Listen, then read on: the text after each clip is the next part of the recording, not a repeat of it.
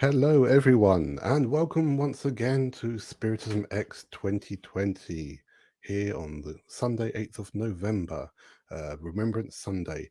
So this is block 4 of our event, our anniversary events, helping in a way to celebrate 5 years of our group, Kardec Group, and the Spiritist Society of Windsor and Maidenhead and Spiritist Society of Bicester. And welcome to all our viewers here on the Kardec Group YouTube and Facebook channels, and also on the channels of the Irish Spiritist Federation, Kardec Radio, and Hedge Amigo Spirita. Thank you so much for everyone who's been joining us, who has been watching us over the past couple of days over this event of 16 short and insightful talks. So for just once more, for those who don't know me, I am Adam from Kardec Group, and it's so great that you're all with us right now. So just to mention again who we are Kardec Group.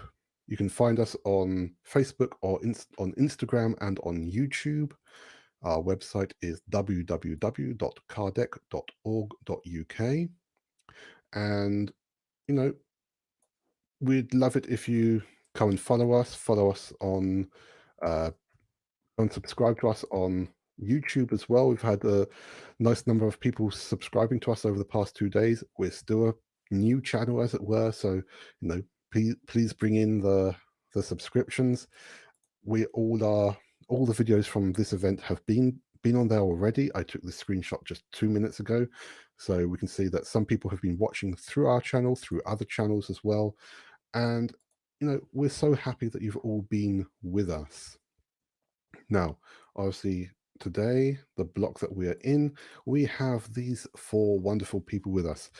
Evanise, we have Tanya Moore, we have Annie Sinclair back with us again, and Humberto Schubert Coelho. So, SPIRITISMx 2020, what a wonderful world. And, we still think that through all of what we've been looking at the past 2 days, we still think that it is a wonderful world for us to be in. We still think that there's good things that we can find within our lives, good things that we can go through in our lives. But obviously, we know that there are things which can affect us all. There are things which might upset us, things which might cause us to have deep reflections. And obviously, for those of you who are in the UK or know about life in the UK or other parts of Europe, today is Remembrance Sunday, which is why I'm wearing, if I can find the right side, wearing a little poppy to help support those who have lost their lives through war, through violent conflict. And, the whole purpose is not to just remember people who are specific to one nation, but everyone, no matter who they were, where they're from, what they're even fighting for, because these people, all of these people were children, grandchildren, brother or sister, mother, father, aunt, uncle to someone. And so I'd like to ask everyone who's watching us right now just to bring your thoughts together, just to pay attention to this moment and just have to basically 1 minute silence, because it is Remembrance Sunday. Normally the silence is at 11 o'clock, but we'd just like to ask everyone who's watching with us just to contemplate about these things for the next minute.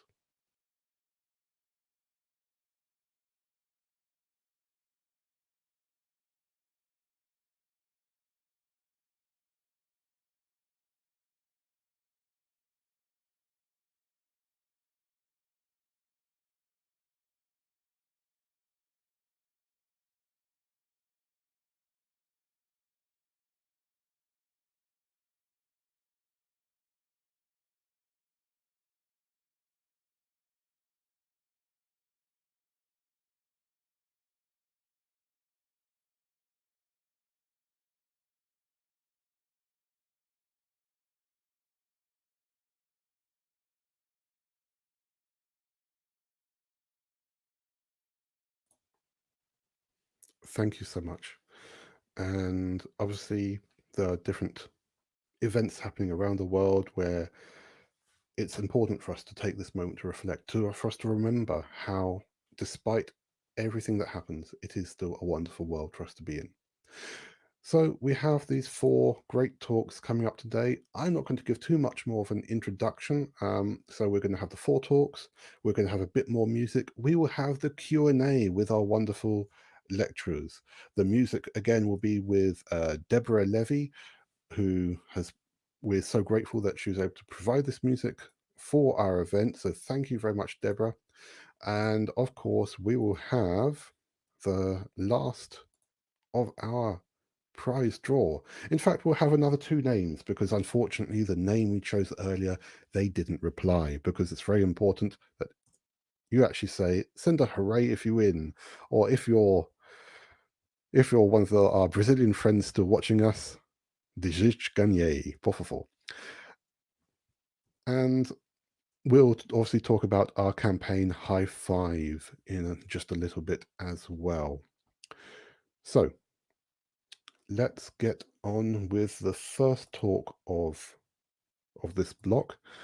And we're already seeing some great people saying hello to us, and we'll come back to you in a moment. So the first talk of this block, let me just bring this up.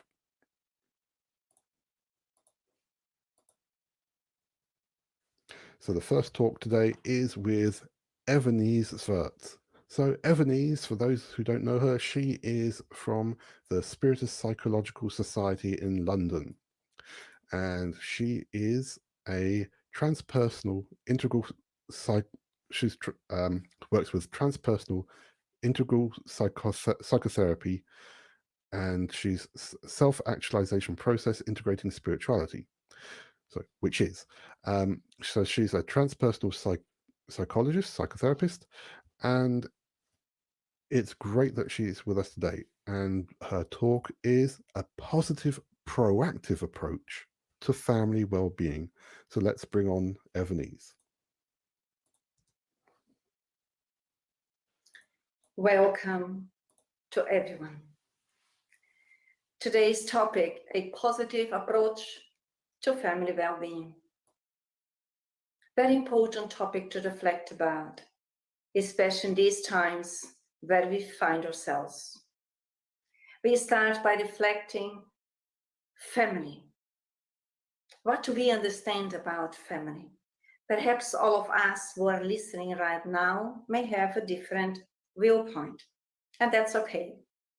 For us here, reflecting within the theory of reincarnation, within Spiritism, we understand that family on earth is the divine project that is presented to all of us. God's project for us as children of beings in evolution to evolve and to grow as we go along. And as we carry on reflecting, bear in mind what the benefactor, Spirit Joana de Angelis, tells us. Be happy with the life you live and always thank God for the glory of knowing and loving in order to act with lucidity.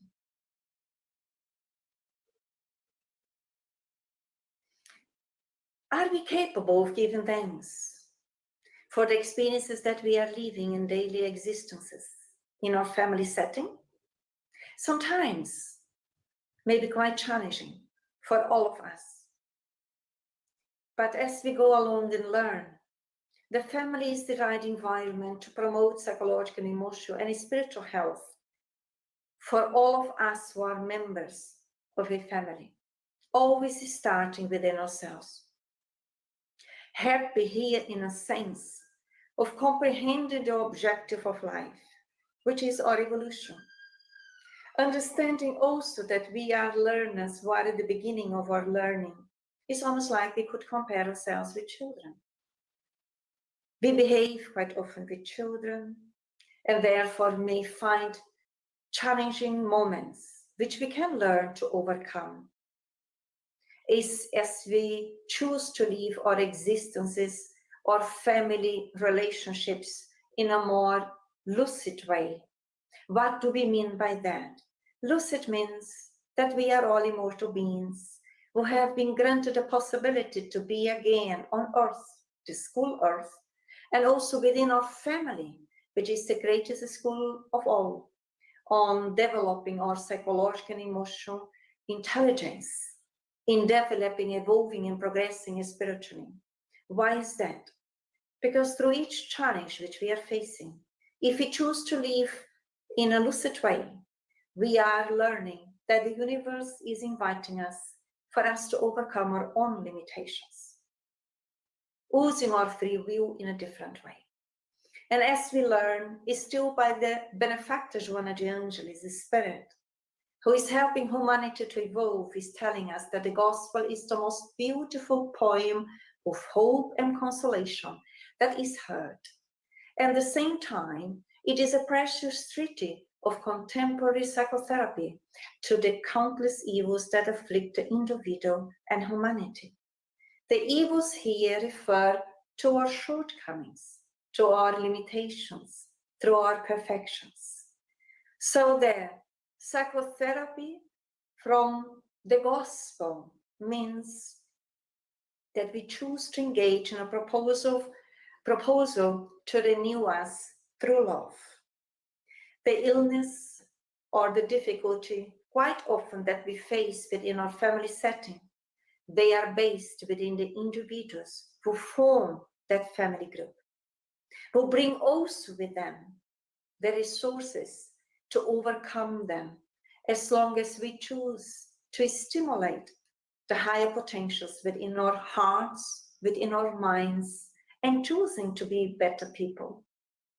And then we also learn through the gospel according to Spiritism, where in the chapter Be Perfect, in item 3 under the good person, because we essentially are all good people, but we haven't trained ourselves much to manifest that. And the reflections today perhaps may help us. The truly good person is the one who complies with the laws of justice, love, and charity in their highest degree of purity. We are within the possibility to develop the law of justice, not the justice according to human law, but the justice according to God, the loving Father. Justice meaning whatever is good to us is good for others, and is good today and will be good tomorrow for everyone, everywhere. It's a bit different when compared with human justice, but here we are looking within the divine justice. Developing love. Love, in essence, from a deeper perspective, means choosing freely, spontaneously, to develop our duties. Our duties are the choices that we already agreed to potentialize within ourselves in relation to others.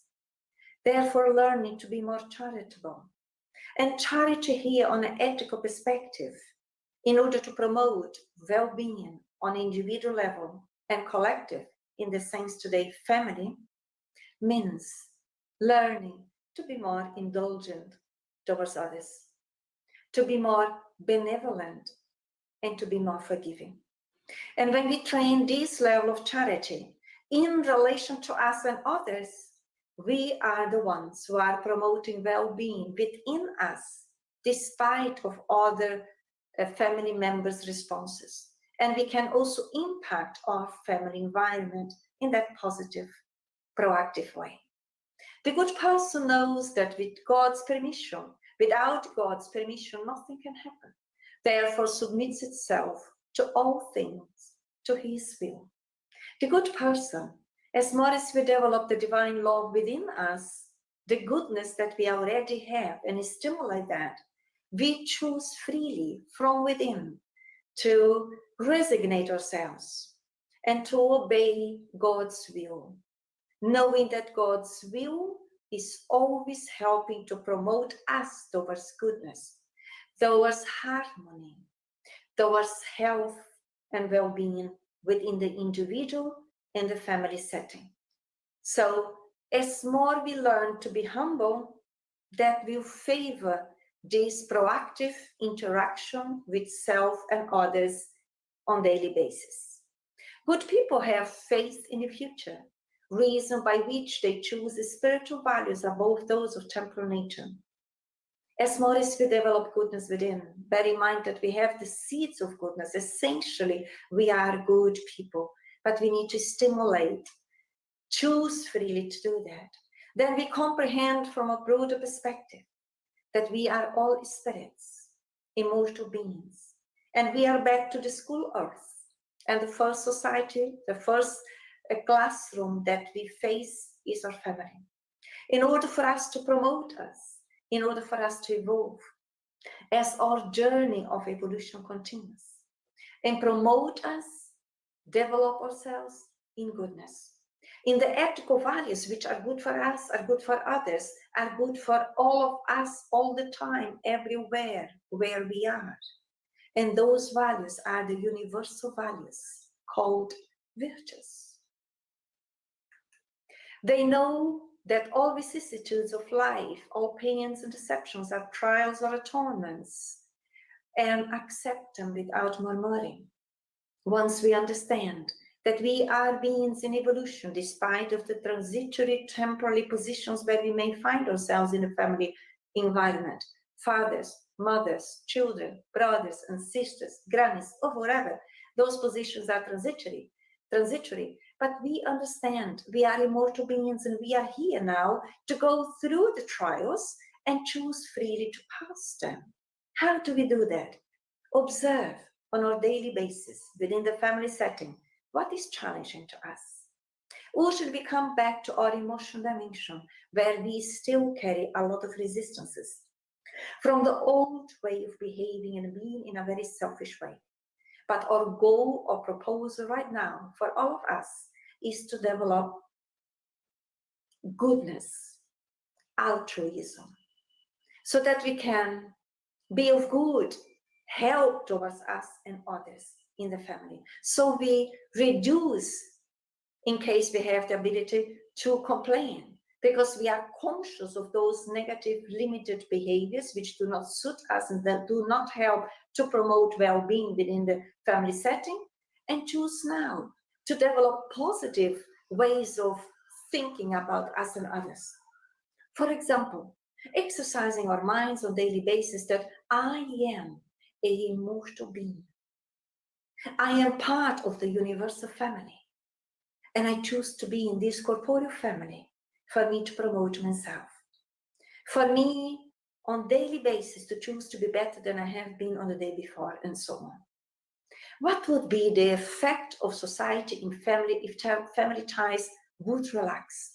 We learn in the Spirit's book in question 775. And the enlightened spirits tell us it would lapse into selfishness.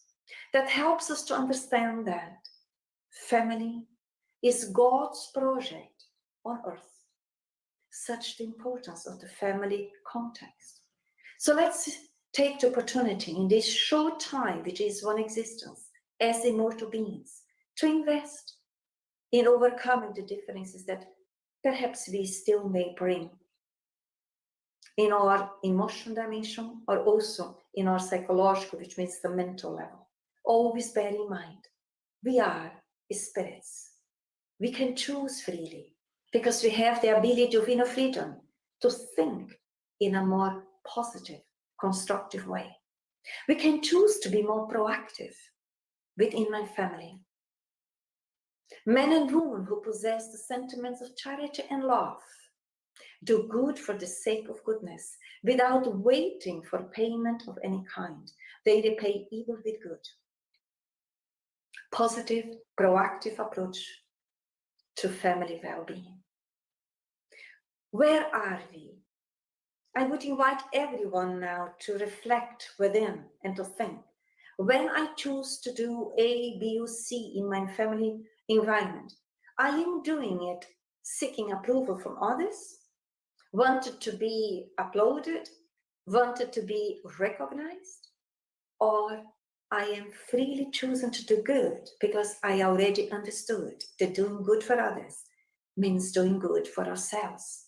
And doing good for ourselves is good for us in the now, in the present, and in the future.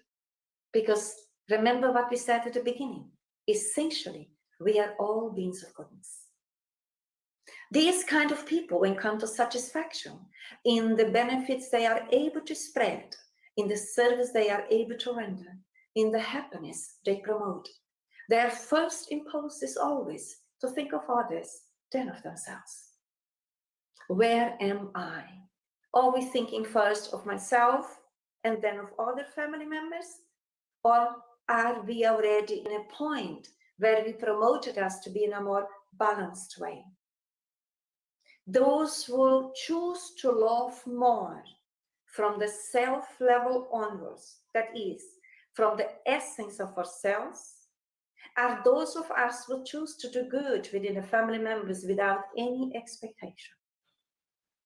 Giving love, naturally, we will be engaging in the divine supreme resource of love. Therefore, we will overcome eventually needy aspects in us. The one who is more forgiving is the one who is more free within. Who doesn't need forgiveness? We still all do mistakes as learners. The one who chooses to develop benevolence towards the shortcomings of others, towards the imperfections of others, is the one who quicker can forgive, forget, and engage in a healthy way, promoting well-being on the individual basis and also on the collective as a family. Happiness within a family context or outside it depends on our internal choices. Real happiness is within, not without. Real happiness depends how we choose to think in relation to the events that happen. Events or people's behaviors, they are neutral. How we perceive them, that makes the difference. If it's negative, let's choose to actualize our belief systems. Think in a more fraternal, in a more solidarious way, in a more friendly way, expanding those higher potentials, the ethical values. The good person is always good, humane, and benevolent with everyone in the family. Although we are all different, bear that in mind. Through the law of reincarnation, we may not have the same sentiments towards each other, but we can choose to respect each other. And that is developing the higher self, the higher values. Moral betterment of human race and happiness during terrestrial life are the results which the law of love brings. We can all achieve relative happiness on earth once we choose to follow the pathway of love. Love means, in terms of family context here, which is our focus today, learning to forgive, learning to tolerate, learning to be patient, learning to cooperate without expectations, diminishing the expectations that we in a selfish way may have towards others, ourselves. Learning to be happy is the one who is choosing to do good for all of those who are around us in the family context, even if no one recognizes that, because our consciousness recognizes our actions, either from a selfish perspective or from an altruistic perspective. Let's choose to be more altruistic, because that favors inner health, inner well-being, and also within our family. Love, which is a spontaneous choice and option for all of us, presented by the universe, for us to feed us with that resource once we choose to connect with our essence, the divine, the sacred, the self. We all bring innate ability to love. In different levels, is true, but we all can do that. We all bring the inner freedom within, the free choice that we can choose to think in a more positive way, choosing to think in a constructive way towards the family member that perhaps has been harsh with us. We are free internally to stimulate the goodness within.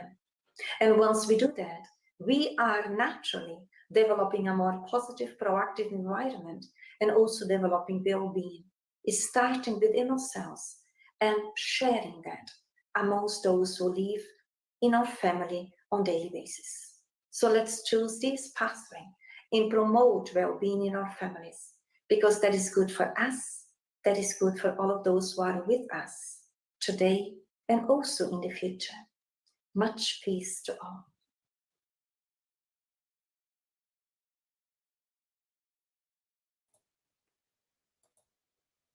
Thank you very much, Evanise, for that wonderful talk. Lots of good reflections there. And of course, if you want to contact Evanise, you can do so through the Spiritist Psychological Society, www.spiritistps.org. And any questions, obviously, send for later on.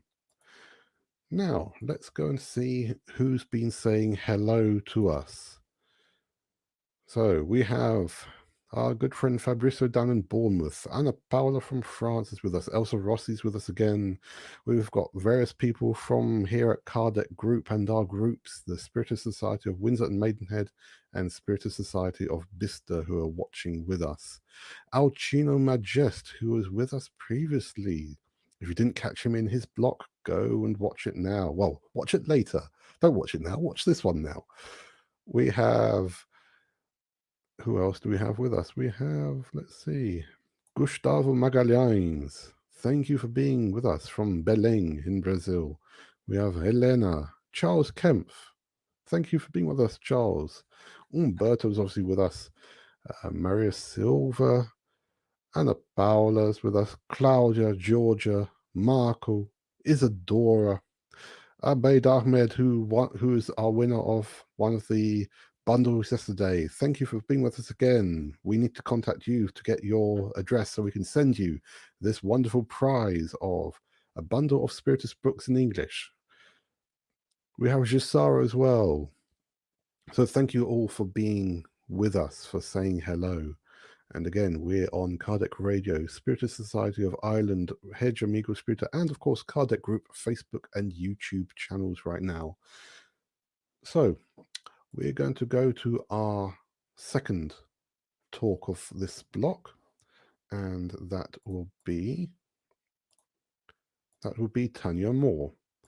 So let's just bring her one up. There we go.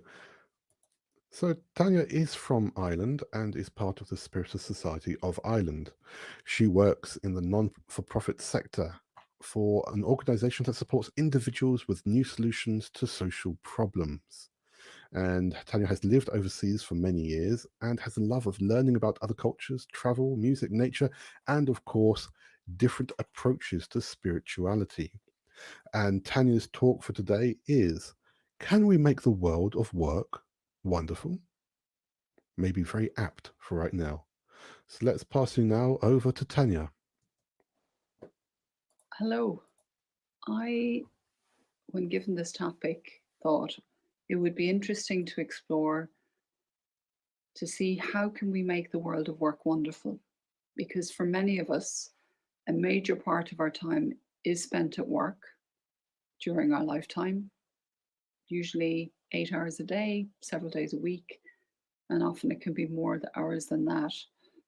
And so that can be 50% of our waking time on the days that we are working.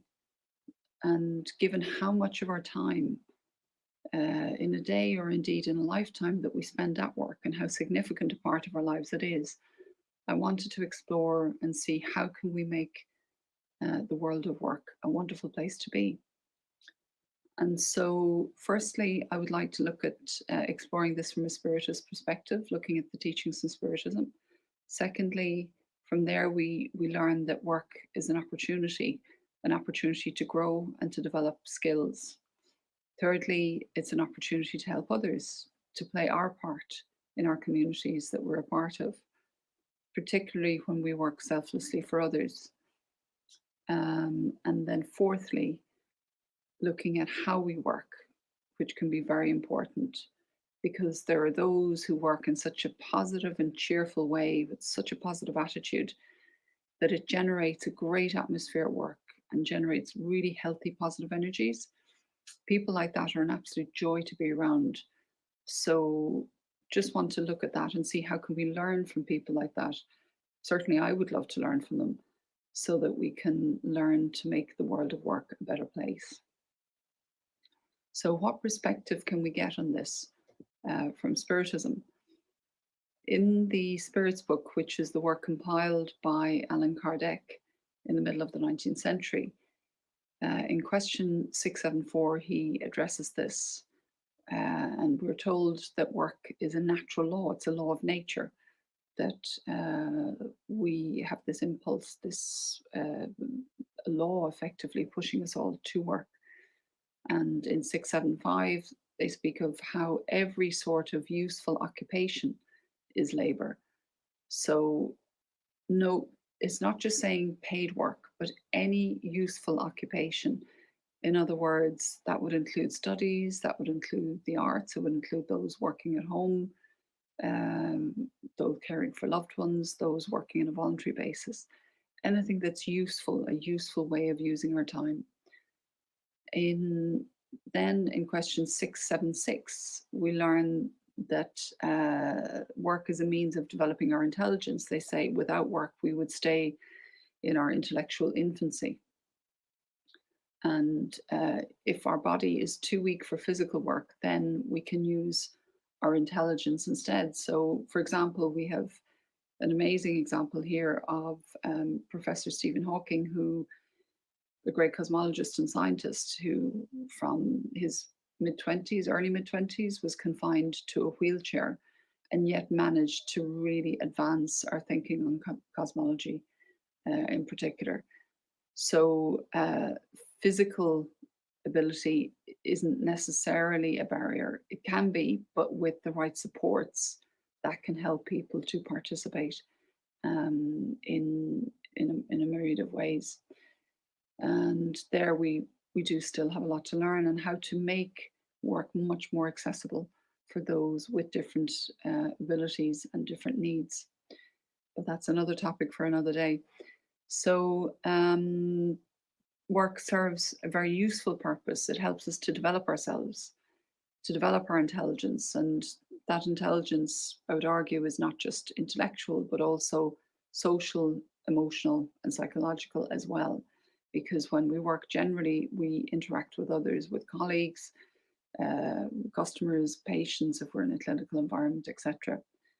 So let's imagine a wonderful world of work where we work in a way that's about seeing work as an opportunity to grow, to learn, and to help others, an opportunity to advance and develop whatever we have, and as a means to evolve ourselves and our society collectively as well. So looking at this, just taking one or two examples that came to mind were, let's say, for example, somebody working as a cleaner who goes from cleaning, where everything is great, clean, being really fastidious and thorough in how they work, to then realizing that they can do more than clean, to where they can cleanse the atmosphere, the psychosphere, as we say in Spiritism, cleanse the things, the objects that they touch, that they can cleanse the space that they're in, and through good thoughts, prayers, good energies, they can charge the space that they're in, whether it be a home, a hospital, or a workplace. So cleansing the atmosphere, cleansing the things that they touch, putting in good energies, and praying for those who are in or will be in that space. So in a hospital, for example, that would be incredibly valuable to cleanse the atmosphere, as well as the cleaning of the surfaces of things, because of the worries of people. That's psychic matter, that's energy that is being emitted. You can feel if you walk into a room where there's been an argument, or walk into a room where there's been laughter and joy, and the difference is palpable for those who are more sensitive. So for those of us who do hidden jobs, we can still influence in positive ways, not just by looking to do our jobs as well as we can, but also by sending out good thoughts that will impact on those that we connect with. So healing thoughts, inspiring thoughts, encouraging thoughts, and encouraging the teams that we're a part of, wishing them well, believing in them, encouraging them, and blessing them, thanking them when necessary, and encouraging them to do better and better work, really lifting the energy within the teams that we're in. So through our thoughts, we can shift the atmosphere, and without people necessarily realizing. And so from there, I'd like to pass on to looking then at work from the next level. So it's not just about what we're doing, it's about what we're doing, or how we're doing it rather. How our mindset is, what our attitude's like, and the energy that we bring to our work. As we may technically be very competent, but what's our attitude like? Because that could either hinder or enhance what we're trying to achieve. And so there are those who've generated such a powerfully positive nature so that it comes naturally to them. They flow positive thinking, positive energies very naturally. It's a reflex. They do it unconsciously. And that generates an atmosphere of light all around them that radiates from them and protects them from the prevailing atmosphere, such as at the moment that we're going through. So the moment that someone like that, who, for example, would be invaluable at the moment in a hospital setting, or in whatever setting or capacity or role that they're in, once they bring in that positivity, bringing in a cheerful disposition, it's incredibly invaluable because it lifts the spirits of those around them, helping eliminate worries, and instead replacing them with good thoughts, with laughter, with joy, with lighter thinking, and even better, with a really positive, healthy perspective. So, for example, celebrating the improvements that we've seen in mortality rates in COVID. Yes, we're seeing a tremendous surge in caseload, which is very unfortunate. But there have been such advances in treatments that there has been a noticeable drop in mortality rates, and that will hopefully only get better in the times ahead. And of course, then working towards vaccines. And great news that they're from the World Health Organization, we may even have a vaccine before the end of this year, which is earlier than expected. So they focus people's minds on the positive news and lift their spirits and close the door to negativity. And so they leave that behind them like a gift when they leave, so that it's not just a temporary boost when they're around, but they seed ideas and pass on, almost like infect in the most positive way the minds of people with optimism, with good vibrations, with positivity, so that they leave the person thinking differently, and it puts them on a different wavelength, on a higher wavelength, and opens their thinking to a more positive perspective, where they can then start to connect to ideas from friends in the spirit world who may be trying to feed comforting thoughts, inspirational thoughts, a perspective that's far, far healthier. But that if we're on a lower wavelength, which many of us often are, that we miss that inspiration.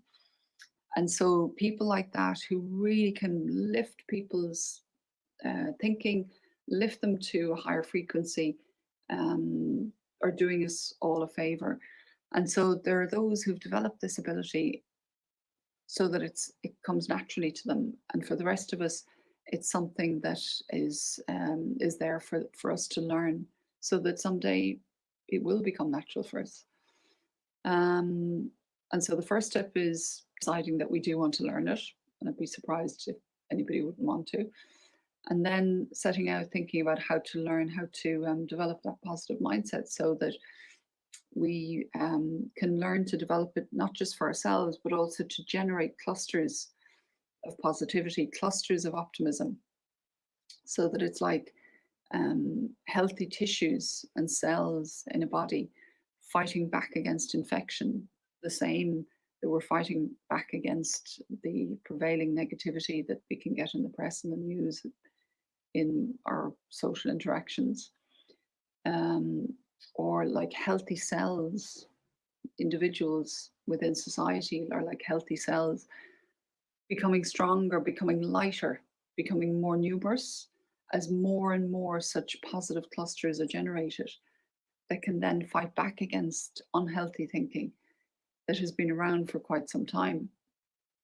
And so start to generate waves of optimism, waves of positivity that can begin to join up and connect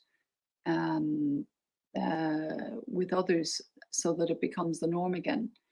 So imagine whole, workplaces, homes, villages and towns becoming these generators of positivity, of optimism, of celebrating what's good, celebrating what's right, focusing on what's right, seeing progress rather than seeing what's not yet done, really focusing on progress, focusing on appreciating what's good, and generating good energies, generating good vibes, seeing the good in themselves, seeing the good in others, seeing the good in life, and then sharing that. So working it like a muscle, like a spiritual muscle, a psychological and emotional muscle, building neuronal pathways in the brain and in the mind to become more and more positive, so that it eventually becomes the norm. In the words of Emmanuel, who is Chico Xavier's spirit guide, until it becomes a mental reflex, that it becomes so strong that it starts to dominate and drown out others who are not positive, who don't even realize that they're being influenced and changed by the positivity of others around them, the consciously chosen positivity of others around them, that they're shifting their thinking without even realizing it, by being exposed, even if it's unconsciously, silently exposed to positive and happy people, that their thoughts, which again is electromagnetic material, is going out and is being unconsciously, if they're insensitive, consciously to a certain extent if they're sensitive mediums, and that they're turning the situation around, that being around positive and happy people impacts us energetically, psychologically and emotionally and spiritually. And then reinforced and made stronger when people speak about it out loud or start sharing what they're thinking, by sharing it through writing, through speaking about it, sharing what they're focusing on. So again, it's like healthy energy going out into an ecosystem, like fresh, clean water that goes through an ecosystem that's been clogged up with toxic energies and toxic, let's say, dirty water.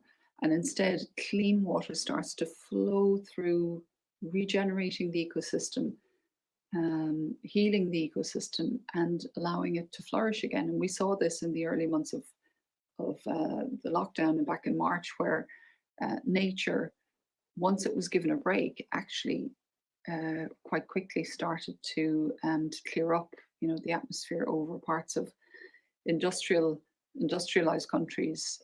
We could see from space the improvement in the air pollution and the atmosphere. Imagine that on a mental level.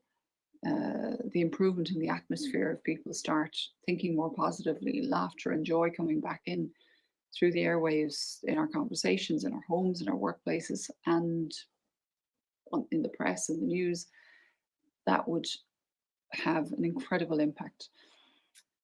And so on one other level, I just wanted to flag that Emmanuel, who I mentioned earlier, in the book Thought and Life, goes on to expand further, saying, when we go beyond fulfilling our duties and responsibilities in whatever role that we have to fulfill, and once we start to give selflessly and work for the good of others, that is then moving spiritually to a whole other level of work. And he makes the point in his words, I quote, "Selfless giving begins where duty ends." Selfless giving begins where duty ends. So once somebody has fulfilled their responsibilities, the doctor, the nurse, somebody working in a clinical environment over these last months who has gone way beyond their immediate responsibilities to care for others, to help to mitigate the impact of COVID. Those who are working tirelessly trying to get a vaccine, a mother engaged often in constant acts of self-sacrifice to care for the little one in their care. And so that level of selfless giving is a whole other dimension and perspective on making work something truly wonderful. So finally, to summarize, firstly, we saw work from a spiritual perspective can be any form of useful occupation. So not just paid work, not just professional work, anything that's useful to us and useful to others. Work is an opportunity for us to learn and to grow, to develop our skills intellectually, psychologically, emotionally, and socially. Work is a way to help others through our work. We depend on each other's work. If everybody stopped work in the morning, we wouldn't have food, we wouldn't have electricity, we wouldn't have so many things. We all depend on each other. It's an opportunity to learn from those who work with a really positive, cheerful attitude and make work a joy, and wonderful to be around people like that, generating what right now are much needed positive energies. And finally, it's a chance for us to eventually learn to work selflessly with no expectation of reward, simply focused on helping others. And so that effectively is giving a glimpse, I think, of a future, which is where higher spirits, good spirits already are, where they are accomplished intellectually, psychologically, emotionally, social skills, and relationship skills. They work with a very positive, joyful attitude. They work exclusively to help others. They work in a very selfless way. And so they're already there. I guess it's for us to start thinking, how can we work our way towards that so that we see work as an opportunity on many different levels? Thank you.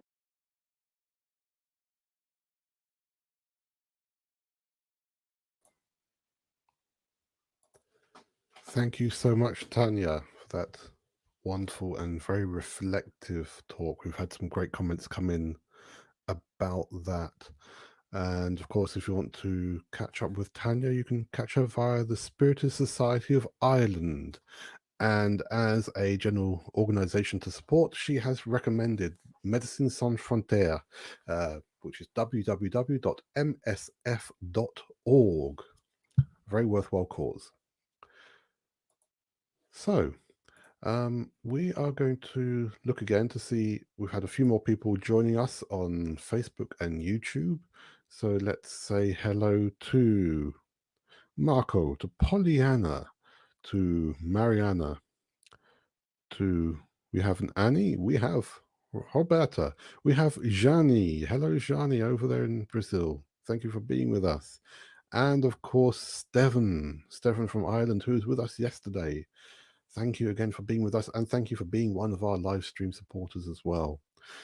So, we are halfway through this last block, and we've had some comments saying that people want more. They want more of this kind of event. So thank you for that very kind comment.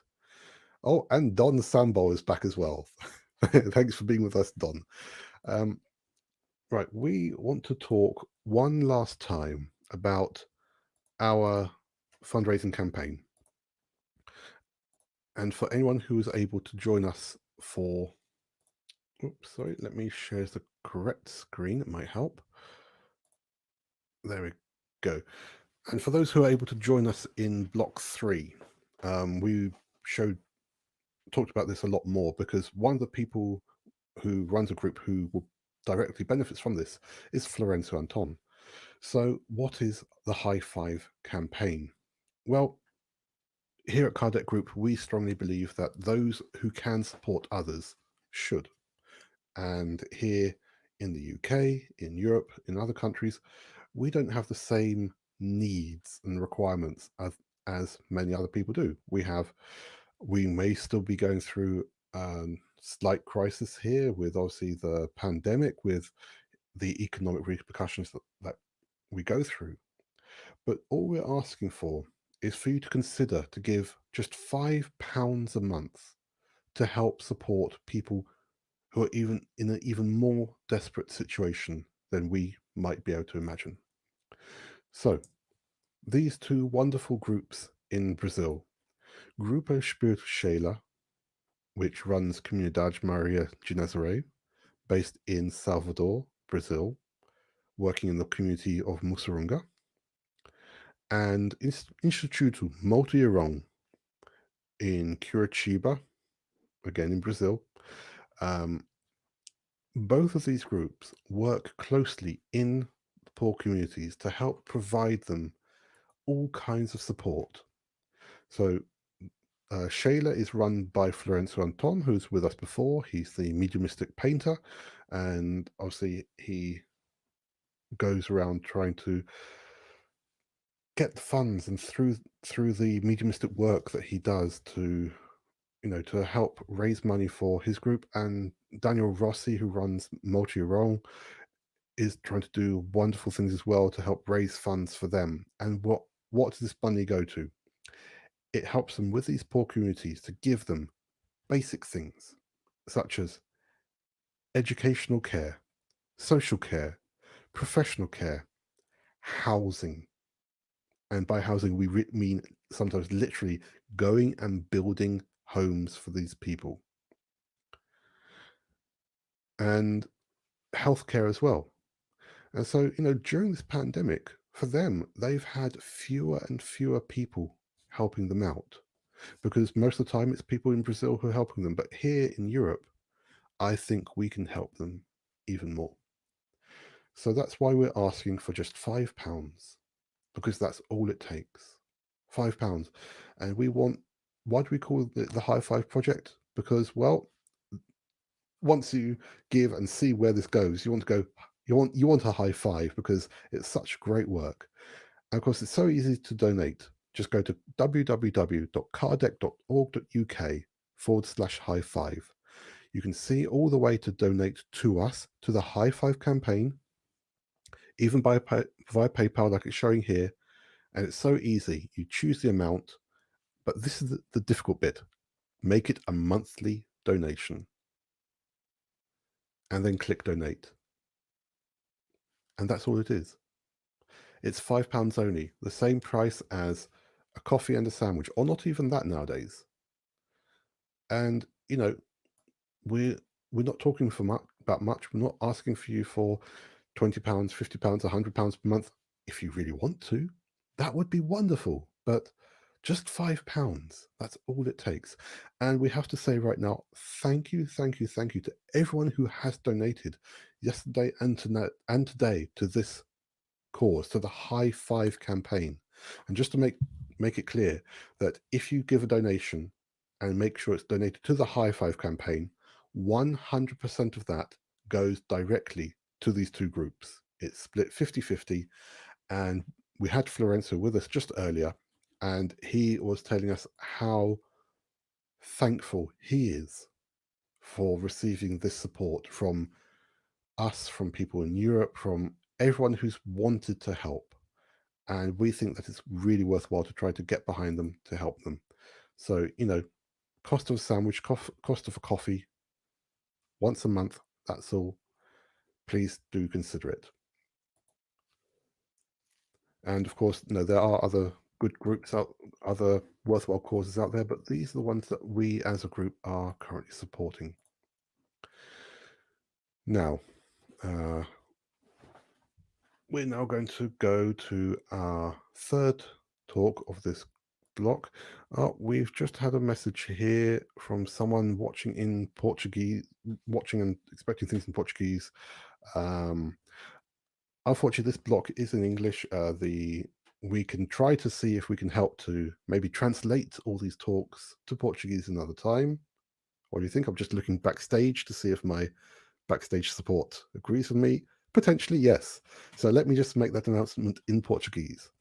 Para quem está assistindo, mas não fala inglês, vamos tentar traduzir nossas palestras em breve para português, tá? Com legenda em português, para você não perder esses conhecimento, toda essa luz que esses palestrantes estão trazendo para nós, tá bom? Obrigado. So we are going to go now to,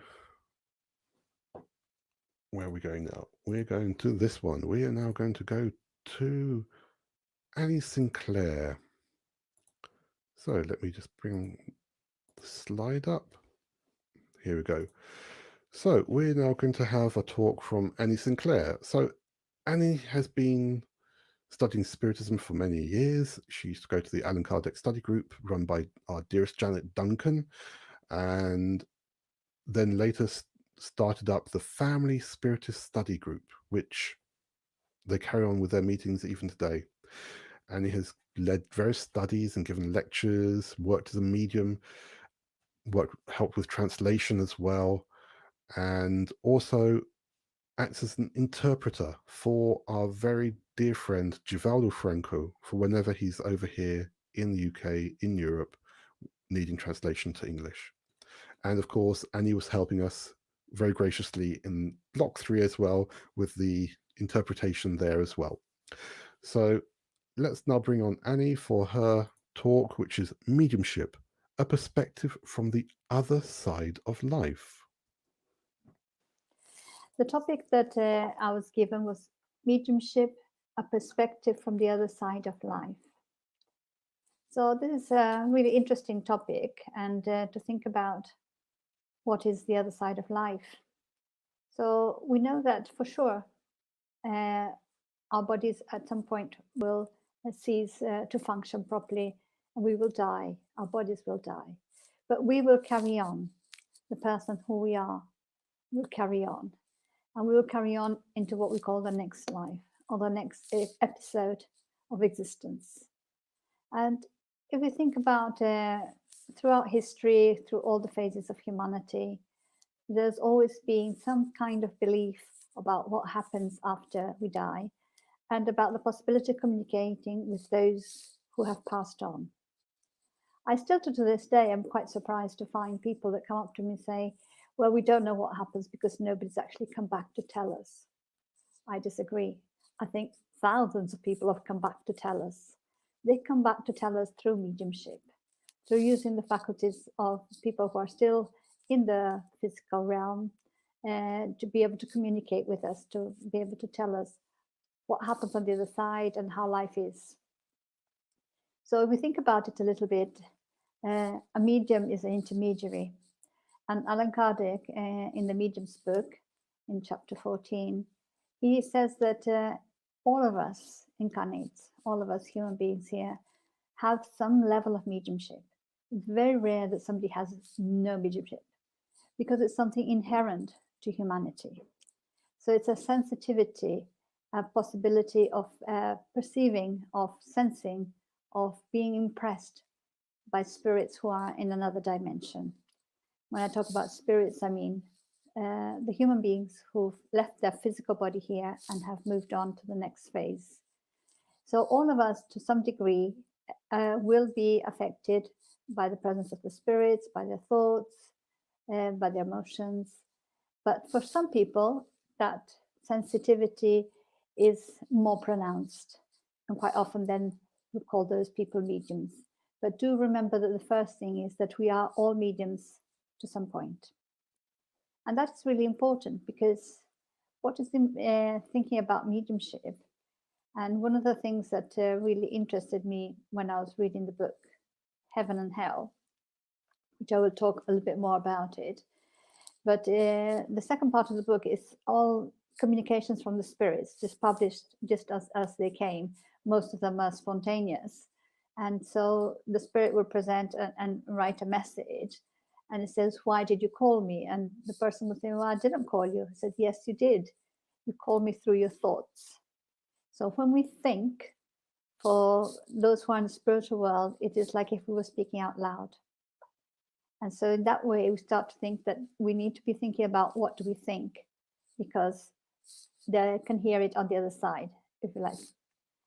And thinking about what do we think is also thinking about something that's really quite important for our lives, and which, again, the spirits have suggested that maybe this is the most important thing, most important task we have to learn in our incarnation. And that is self-knowledge, getting to know ourselves. Because when we get to know ourselves, then we get to know what we're thinking, and then we can be more knowledgeable about the person we are and how we are manifesting, and what are the areas in which we are developing and the areas that we want to focus our development, where we have our weaknesses of character.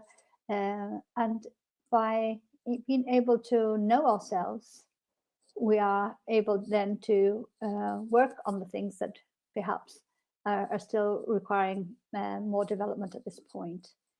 So why am I talking about self-knowledge and development? Because in mediumship, that is essential.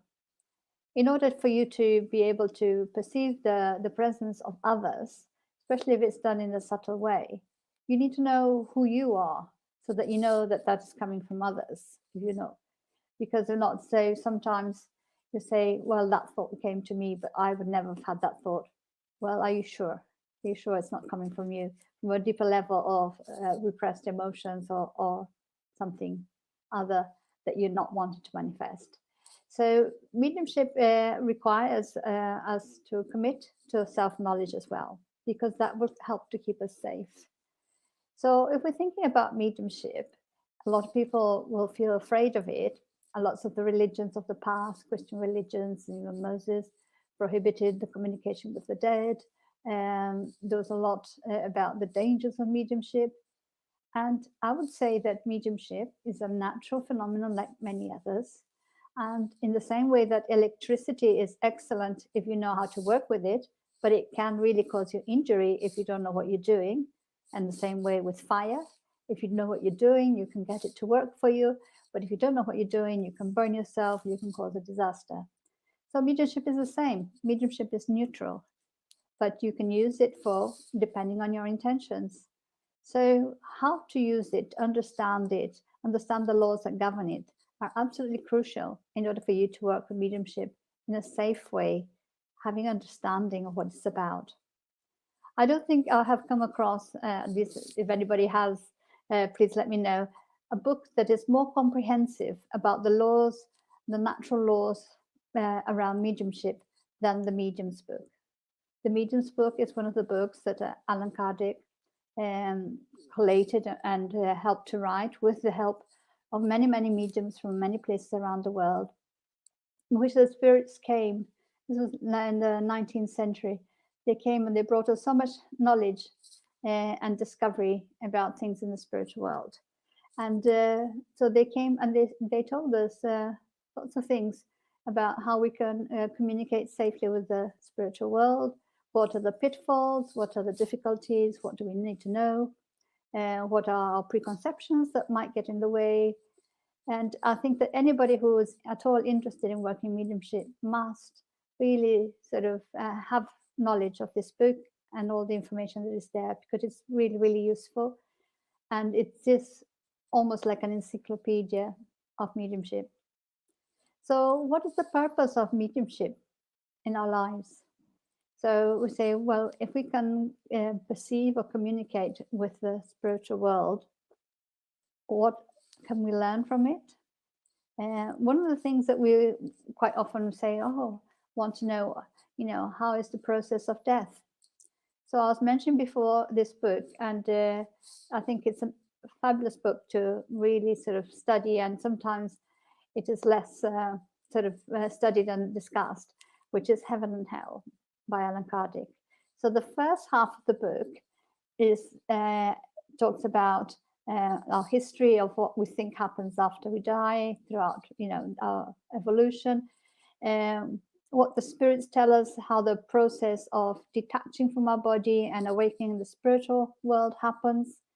And they come and they tell us about how we will find ourselves when we wake up in the spiritual world. Will we be happy? Will we be sad? Will we be repentant? Will we be curious? You know, how will we be? What will be our main sort of feelings and concerns when we wake up? So that is really interesting because it's come and it's dictated by the spirits themselves. So lots of them are telling us their own personal experiences of this transition and how they woke up. So the second half is all messages from the spirits. So it is very, I would say it's very down to earth because they show their characteristics, they show their personalities, and they say, well, when I woke up on the other side, I was really sad because of this, or I was really happy because of that, or I could have a better understanding about the things I needed to go through that seemed so difficult at the time, and now I realized they passed so quickly, and that really helped me to develop and to grow or to come to an understanding. And they talk about meeting other people. They talk about their regrets. They wish that maybe they should have made more effort about something or the other, or that they had healed a relationship that they had opportunity to heal before they went, but they, for whatever reasons, had postponed it and didn't get around to it. It is interesting that the spirits, and I would say, like, we have the Spiritist codification has so many messages from spirits, but not only. In other places, there's so many different books that spirits have written about the spiritual world and trying to give us some clue of what to find there. And it's interesting because those who when they describe areas that are not so happy, or where there's tormented people, suffering spirits, the descriptions are very rich, and we can quite quickly identify with the descriptions. But when the descriptions are of happy places, of more evolved places, they talk about colors and vibrations and a beauty that they don't have words to express for us, because we are not there yet. In the same way that, you know, we live a place where there's no snow, we have no words for snow, or maybe we have one. And if we live in a place where there's a lot of snow, we will have many words for snow, explaining all the different types of snow. So in the spiritual world, there are some places of such great beauty and development, but we don't have the words yet, even to describe them. So what we can think that the spirits have done through mediumship in the 19th century, when they brought all this information for us, it was pretty much the similar thing that happened when the microscope was developed. And suddenly, a lot of people had a suspicion of a microscopic universe that could affect our health and many other things. But suddenly with a microscope, we could actually look and see the microscopic world. And as the microscopes go getting more and more developed, we can see more and more and more. So it's the same. We're having a glimpse through mediumship into the spiritual world. It's a glimpse. It's like you're spying through the keyhole, just a little bit, just to give you some idea. Why only a little bit? Because if we get too much information, too much light all at once, it will startle us. It's like if we can think about us coming out of the darkness into the light. The light has to start off dim and then go slowly getting stronger, because if not, it will blind us. And so the information comes in slowly. As we are able to understand more things, then more information comes. So I see no reason why that in the future, whenever the time is right, we will be able to have conversations with those who are on the other side of life through computer screens, just like this. You know, I think that will come naturally, because it just seems a part of the technological development. But one of the things that you're thinking about, well, once people have passed to the other side, so it's like we are here on Earth, we are like in a fog, and we have our senses reduced and helping us just to focus on the job in hand. So all the other things that are happening around us and the spiritual world and everything is there, but we don't want to get too distracted from it, because we need to really focus on what we're here to do. And we know that our incarnation, I always say, it's a team effort. We're not here alone. We got here through a mother and a father, biological components. We have many of those who love us, who might be blood relatives or spiritual relatives, who have made a plan together with us to help us to come here, say, okay, this life, this is what I'm going to do, and this is what I hope to achieve, and these are the challenges that I will put in my way. And so they're all here with us, supporting us, just like an athlete that's gone for a race at the Olympics has a team behind them, supporting them with all kinds of knowledge and advice. We have our spiritual family who is loving us and supporting us in this endeavor. So sometimes we might think that it's not such a wonderful world. We might think that there are lots of bad things happening out there. We might see the news and we might feel sad or find that everything is a bit too difficult. But when we do, let us connect once again with our spiritual team and remember that we are not alone, that we are here on a project that involves many others, and that sometimes we just need to take a breather, to hold hands and say, okay, let's start again, draw a line, start again, and just not worry in the sense that nothing is the end of the world. If we do something and we attempt something and it doesn't work out, well, that's excellent, because we've learned that doing it that way doesn't work out. So we can try in a different way, and so on. So everything that happens, it's knowledge that we acquire. And sometimes we don't know which way to go. So we just have to experiment. And we experiment and we take responsibility for the consequences. And then we can analyze, okay, that was a good choice, or maybe that wasn't so good. Next time I'll try a bit different. And this is the way we go learning, and we go building our own body of knowledge that is indestructible. It becomes part of us and that we take with us. So when we transfer to the spiritual world, we go, our body stays behind, because our body belongs to the material world and will be recycled in one way or another. But we, the person we are, we carry on exactly as we are. No miracles. We don't suddenly become a saint. We don't suddenly become a devil. We are exactly who we are, a person with qualities, but also still with areas to be developed. But again, if we talk about mediumship and thinking about our connection with the spiritual world, that we are connected all the time, that when we go to sleep at night, our spirit is in contact with the spiritual world, with our loved ones in the spiritual world. And they can help us and inspire us, and we can talk things through so that the next morning we can be sort of wake up again full of energy and thinking, okay, this is let's try a new way of dealing with whatever situation we are having, or let's just take a breath and say, okay, let's face this again and go ahead. And in this way, the way we live our lives changes completely.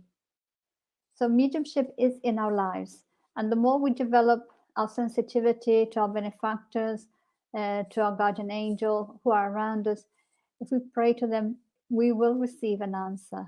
We will receive a reply. But if you're thinking, I would like to work in mediumship in a more ostensive way, in a more structured way, to develop more my faculties, I would say the first thing you need to know that it is a serious commitment. It's not a joke. It's not a plaything. Again, if you're playing with electricity, you might get burned. So if you really want to think, then say, learn about what the Spiritist teachings brings you through Spirit's book and through the Medium's book, so that you can understand what are the laws that are behind it and how you can practice it safely. And even like say we are in the middle of a lockdown again, people say, oh, we can't have meetings face to face. Life goes on. And sometimes people, there is safe ways of doing mediumship, of having mediumship contact. If you think how it was naturally in the times of Kardec in the 19th century, the mediums received the messages and they sent them to Kardec, who was collating them and trying to make sense and to organize them in a kind of academic way in which they would make sense and build on it. So there are a couple of key elements that when we think about mediumship are really important to remember. One is the perispirit. So they're saying it's our spiritual body.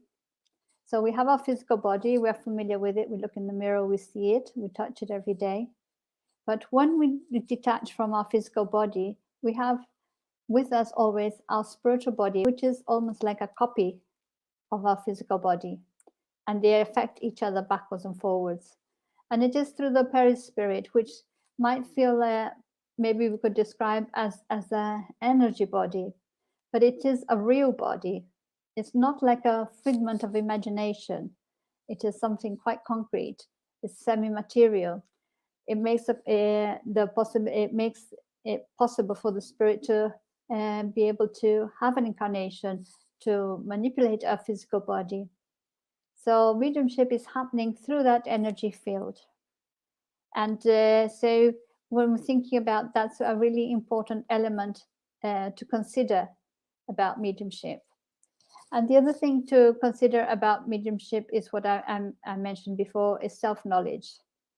So having these two important key elements makes all the difference of how we will be looking at and approaching mediumship, if that's what we're looking for. But also, if we are reading things that have come through the mediumship of others, if we are listening to somebody giving a mediumship communication to us, that we're not believing it just because it's our friend and is saying this, but we are using our common sense, our reasoning, and that we question, the authenticity and the value of the communication, just as we would with any piece of information that somebody gives us. We live in the days of fake news.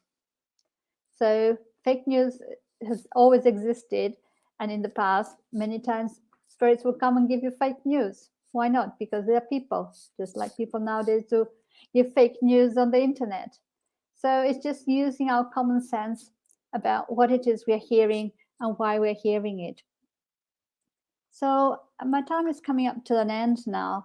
I just wanted to kind of leave this idea that mediumship at the moment is still quite a novel way of having information from the spiritual world.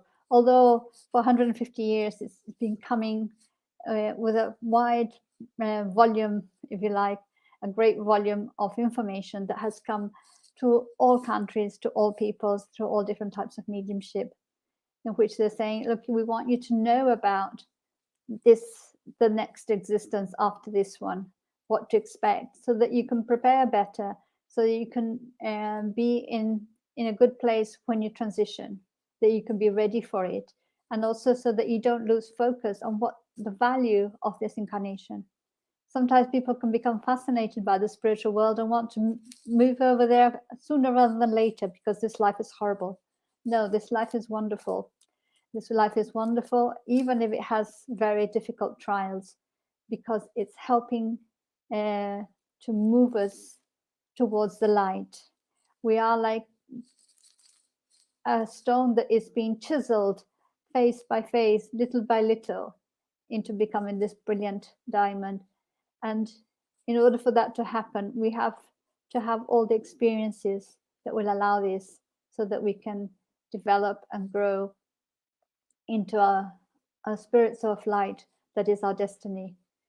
So by reminding us of our true nature, our spiritual nature, of reminding us of how transitory life on earth is, but how valuable and rich it can be for us, and telling us that there is a universe on the other side that we already know, but we are temporarily forgetting because we are in the mist, if you like, of the incarnation. It just helps us to keep focus so that we don't detract from what is really important for us. And for that, we are truly grateful that the spirits have brought us this information at this time. And it is, as Jesus suggested, it is the promised consoler, because it does console us. It does show us a way.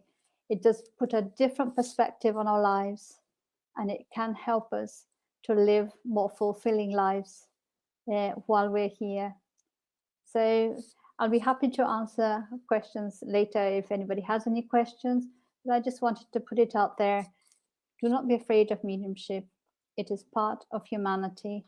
And it is a very blessed way in which so much information and knowledge has come to us to help us and guide us, and that we are part of that because we are receiving information and love from the spiritual world every day through our own personal mediumship. God bless.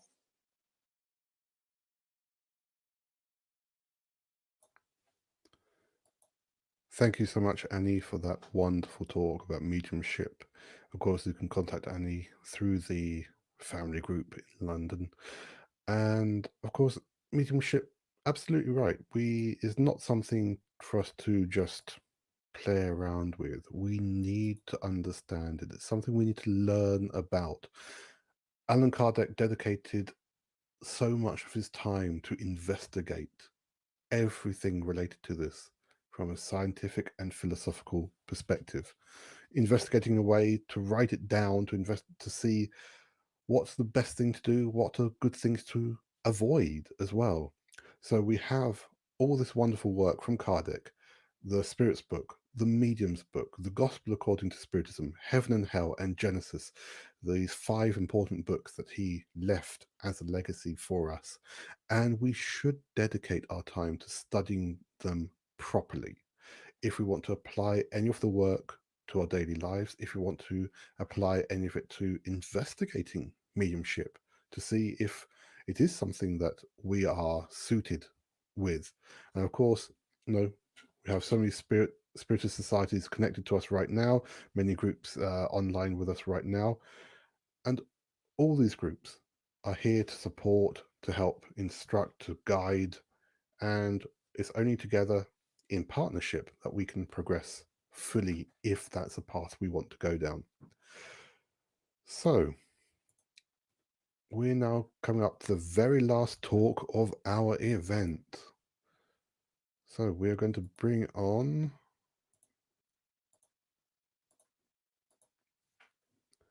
we're going to bring on Humberto. So Humberto Schubert Coelho is a lecturer in philosophy at the Federal University of Juiz de Fora in Brazil. He works with metaphysics, ethics, theory of knowledge, and history of religion. His books and articles deal with the concept of God, the immortality of the soul, and critical thinking. He's also a Spiritist writer with a great number of essays on blogs, magazines, books, and he's contributed so much to many things recently, and especially with philosophical studies and philosophical discussions.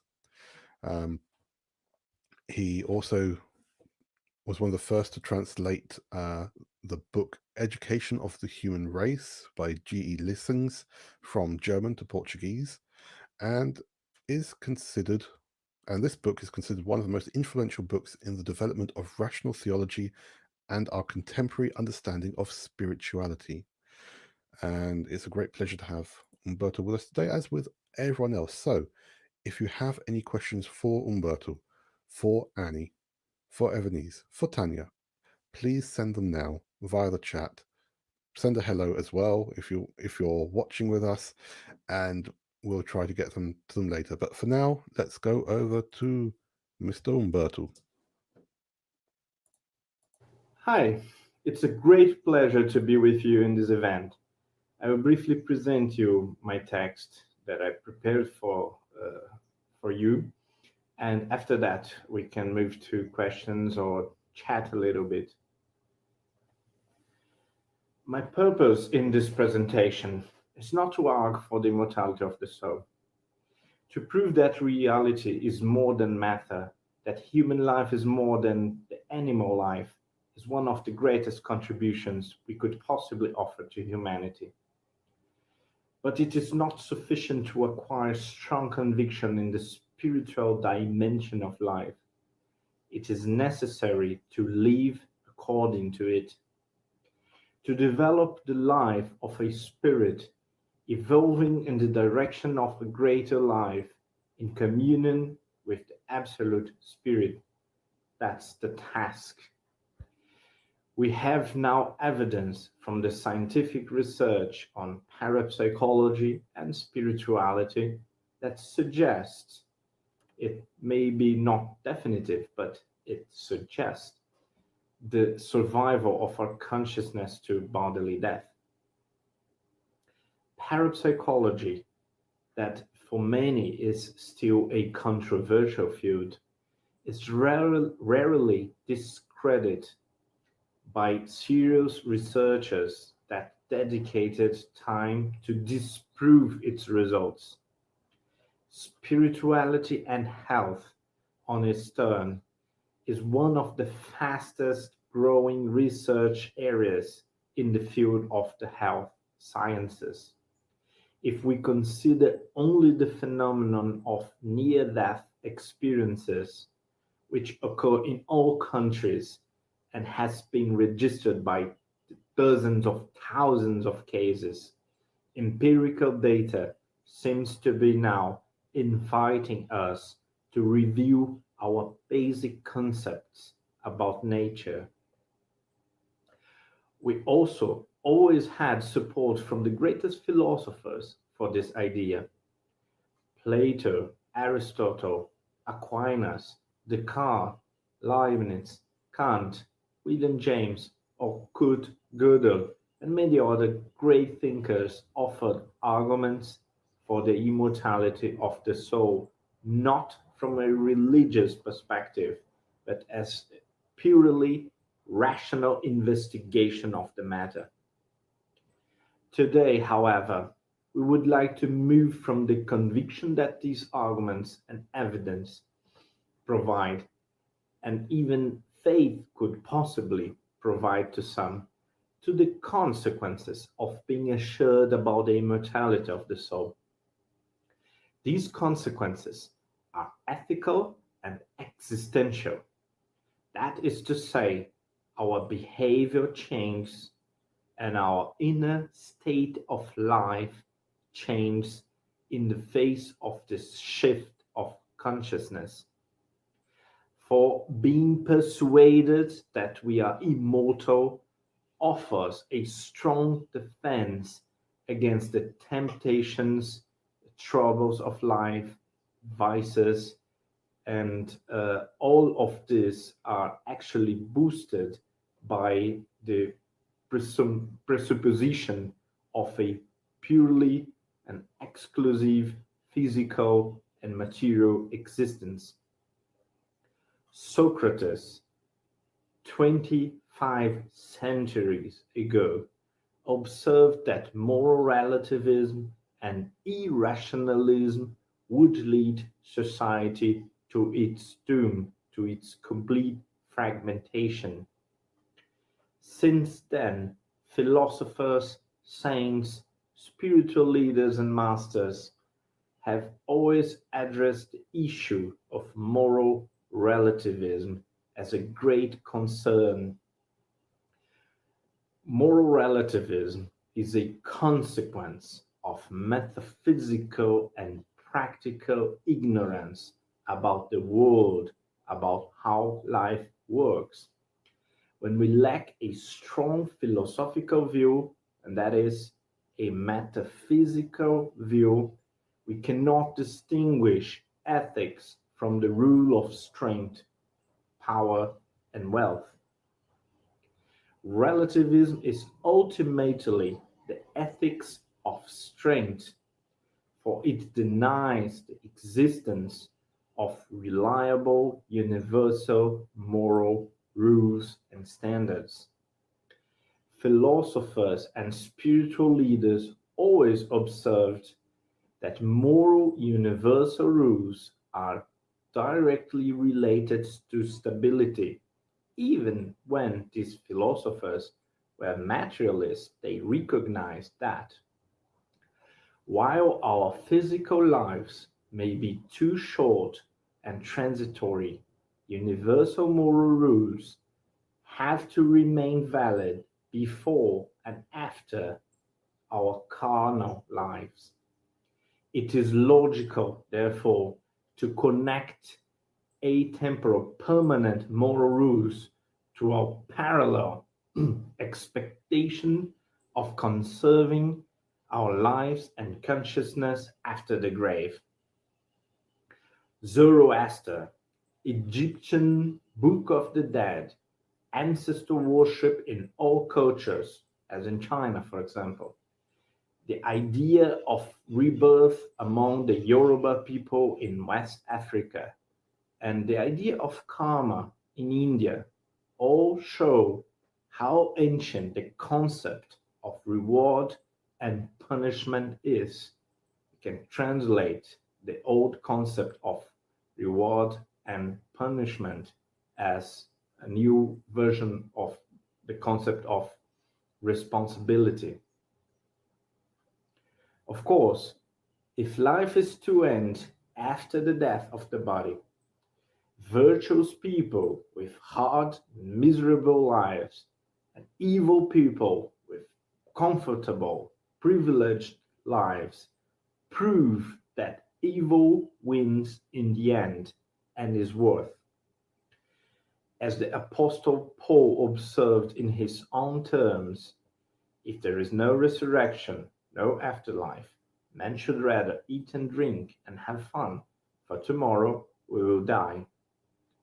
Modern philosopher Immanuel Kant realized that this connection between an expectation of unending life and the cosmic moral order in the form of a system of reward and punishment. They both formed a postulation demanded by reason. That is to say, no rational being fails to consider this option, at least as an option. For measuring the consequences of our actions in an expanded afterlife is a very natural and reasonable way of making sense of moral life, ethical life. Without this expansion, we are condemned to have an ethical theory that is unfulfilling and loses existential appeal. Pessimistic thinkers from antiquity to our days, however, have been claiming that human life does lack objective purpose and meaning, exactly because metaphysical concepts about an afterlife and a cosmic moral order are nothing but cultural inventions.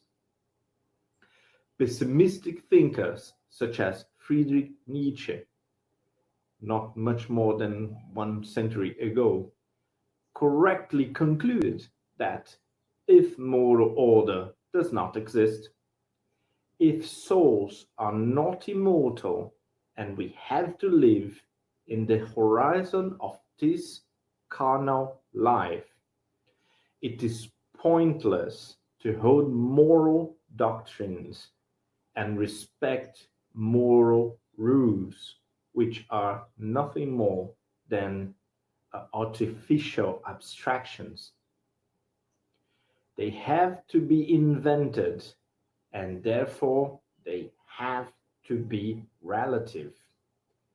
Lies to control those of weaker will and consciousness.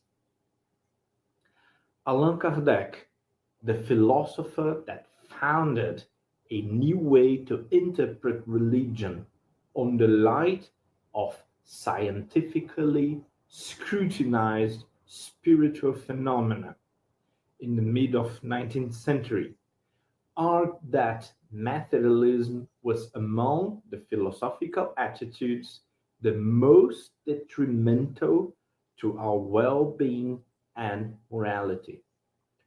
And this because materialism encloses our lives in a narrow horizon of bodily existence, limited in time and possibility. By assuming that we are no more than animals with new thinking capacities, materialism also rejects the objective connection between our essential beings and moral order. It is a consequence of materialistic thinking that ethics may lack sufficient ground, and therefore morality may be seen as a cultural invention. The practical consequences of this posture are before our eyes right now in this society, a fragmented society where individualism led us to a radical form of isolation in the middle of the crowd, of despair, indifference, apathy, lack of sense and purpose in life, cynicism, and nihilism.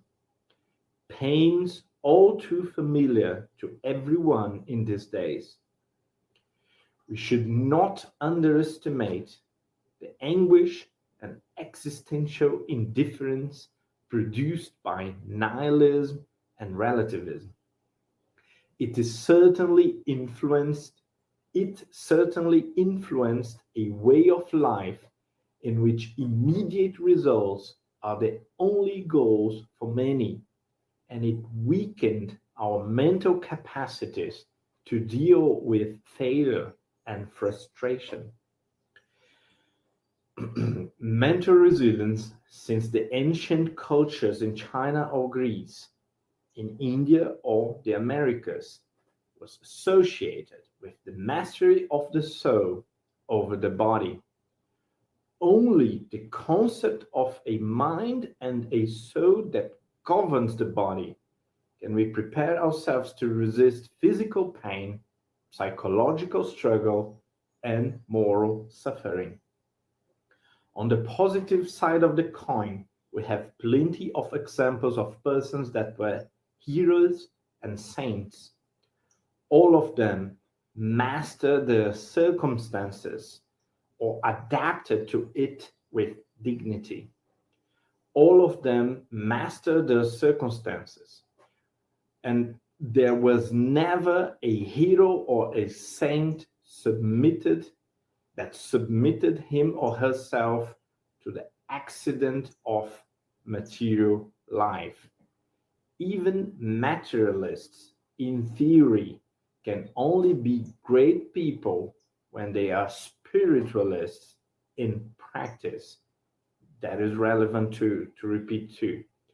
Even materialists in theory that claim to be materialists and truly believe in materialism in theory, they can only be great people. They can only make great sacrifices when they are spiritualists in practice, when they act as they were spiritualists.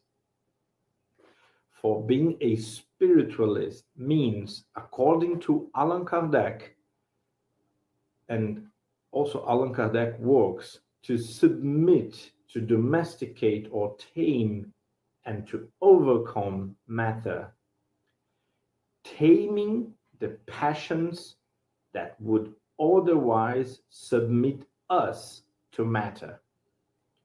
In every motivational speech we can find, and there are uncountable on YouTube, regardless what the speaker believes, we always see a very strong practical spiritualism. On the bottom of the discourse, you can do it. Ignore pain. This is temporary. So we can also ask, what is permanent? You are building something greater than that. Always envisioning the ideal, the transcendent, something that transcends circumstance and moment. Say no to the naysayers, or you can do everything. That's not practical advice if we do not believe in an infinite spirit that can overcome the limitations of matter. The naysayers, they are only looking to the present failure. Do not be afraid of failing. That's also very recurrent. It only makes you stronger. Now, from the materialistic perspective, every failure makes us closer to the ultimate failure of death, of destruction, and we should rather avoid failure at all costs. Pain is not temporary. This pain in my knee may be temporary, but next week there will be a new pain. Statistics do work, and they say that very few people can be on the top. And even though we are excited by the perspective of being larger than the box,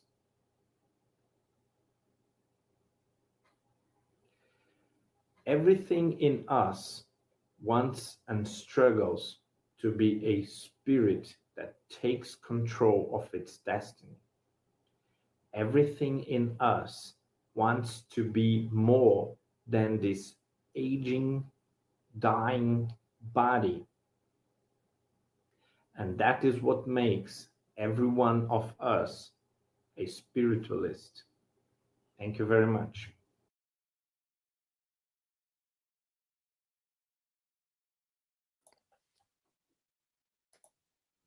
And thank you, Humberto, for that wonderful talk. And obviously, it's so reflective, like with all the other talks that we've had, this block and the other blocks, really. So, if you want to contact Humberto's email is right there on screen, and of course, you know, I'm sure that many people already know him from his philosophical talks that he's doing at the moment. So, thank you once again for being with us to give that talk. Right, well, ladies and gentlemen, that is the fourth talk of the fourth block. So before we go to have a little bit of music, we still have our prize draw, and then obviously we have our Q&A in a bit. So unfortunately, the name we picked out from block 3 hasn't replied to us yet, which was Raquel Basheshi. If you're watching us by any chance, please send a quick hello, hooray, something. Otherwise, we'll pick another name now. And remember, if this is your name that's chosen, and there's many, many names in this hat right now, please put in the chat, hooray, or I've won, or something to show that you're here watching us. Otherwise, we will choose another name. And we'll obviously try and choose a few names. So, here's the hat. Let me get that on screen, just so you can see that we really do have a hat with lots of names on. So, and just making sure that I'm not looking. So, oh, I picked up 2 names. The first one is, big coincidence, our friend Gabby down in Southampton. So, Gabby, if you're watching, put a hooray or hello in the chat. I'll give you just a moment to do that.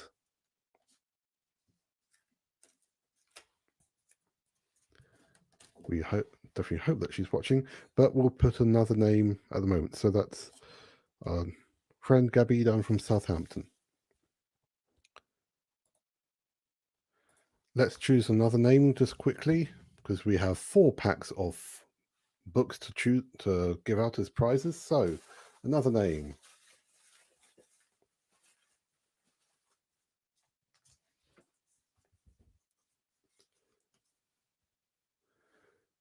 Simone Abril. Simone Abril. Again, if you're watching, please send us a hooray or gagne or something to show that you're watching. So Gabby from Southampton, who knows us well, and Simone Abril, we hope that you're watching and with us, and we'll give you just a moment to send a message to confirm that. Right, so let's go to the last music from our friend Deborah Levy, who's from Rio de Janeiro.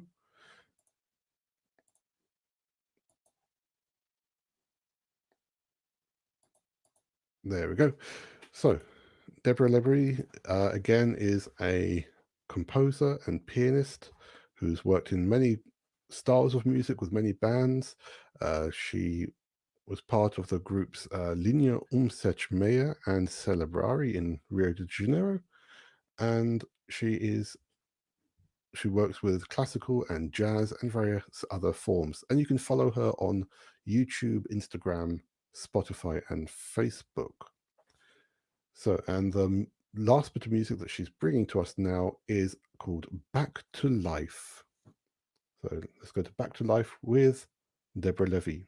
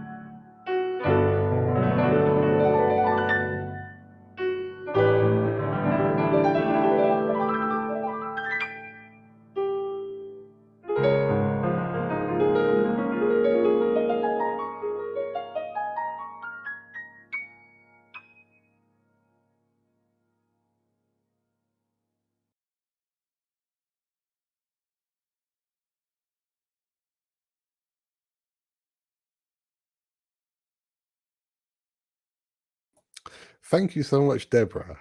Of course, it's good if I open my own microphone and take away the correct screen. So,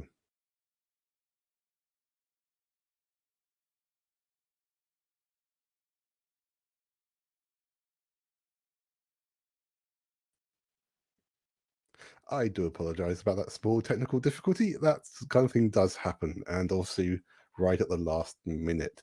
So thank you so much for that musical, Deborah. It's been wonderful to have that. And again, let's just bring up her details for everyone. So again, you can follow Deborah on YouTube, on Facebook, on Instagram, and Spotify. Please go and listen to her music. It's absolutely fantastic, which is one reason why we invited her to be with us for this event. So, ladies and gentlemen, we're now going to bring our lecturers back on screen for our Q&A. Now, oh, and Simone Abril is here with us. So well done, Simone. We will contact you to get you this wonderful set of books. We haven't heard yet from Gabriele, and so we shall maybe choose another name in just a moment. But let's go to our Q&A. And just so that you know, unfortunately, Evanise is not able to be with us for the Q&A, but thank you everyone for all the questions that come through, and we'll see who can answer them. So let's bring in Humberto, Annie, and Tanya. Hello everyone, how are you? Yes. Hi. Unmute now. The traditional unmute. Well, again, thank you all for being part of this event. So we do have quite a few very interesting questions come through. So let's go. The first one we have is actually for Evanise, but let's see if maybe Tanya or Annie can answer this one. So from the spiritist point of view, what are the consequences if someone from the same family stops talking to each other, speaking to each other, thinking that that's the best way to avoid, to come to a solution, to avoid conflict? Adam, you're breaking up a bit for me. I don't know if for other people as well. The sound was breaking up. That's better. Let me just see if I adjust a little bit here. We have had that little problem a little bit earlier. So let me try and read the question again. So from the spiritist point of view, what are the consequences if someone from the same family stops speaking to another, thinking that that is the correct solution to avoid any conflict or way to solve the differences? So let's go to Tanya first and then to Annie. I think it really depends on the circumstance and the individuals involved, where if you have spirits reincarnate in the same family for a reason, usually where there is that antipathy, that antagonism, there will have been issues most certainly in the past, and they've been reborn to start the healing process. And as we move into adulthood, that may really come to the surface quite strongly. So if there is a risk it could descend into violence, for example, physical violence, it may well be a wise choice to step back for a time and to let things calm down. And from a spiritist angle, we know, as Anna was saying earlier, how thoughts are things that we irradiate, and through our thoughts we can influence others more than we can imagine, and that perhaps it's easier to start the healing of the relationship from a distance than in the same room, in the same space, to start praying for them, to start praying for an improvement, and to start imagining trying to send them good thoughts, good energies. And very gradually over time, that may begin to affect a transformation. I know of somebody who at work had serious issues with somebody at work, and she started doing that. It took months in this case. Family's even closer, obviously. but before she would arrive on the way to work, she'd start praying for him, imagining sending good energy, sending light and love to this man. And she really struggled with this for quite some time, and then started to develop that approach. And within 6 or 8 months, the relationship had transformed. Now, as I say, it depends on the starting point, I think, but it would be lovely to imagine progressing it, so that stepping back is a solution towards evolving towards a better solution over time.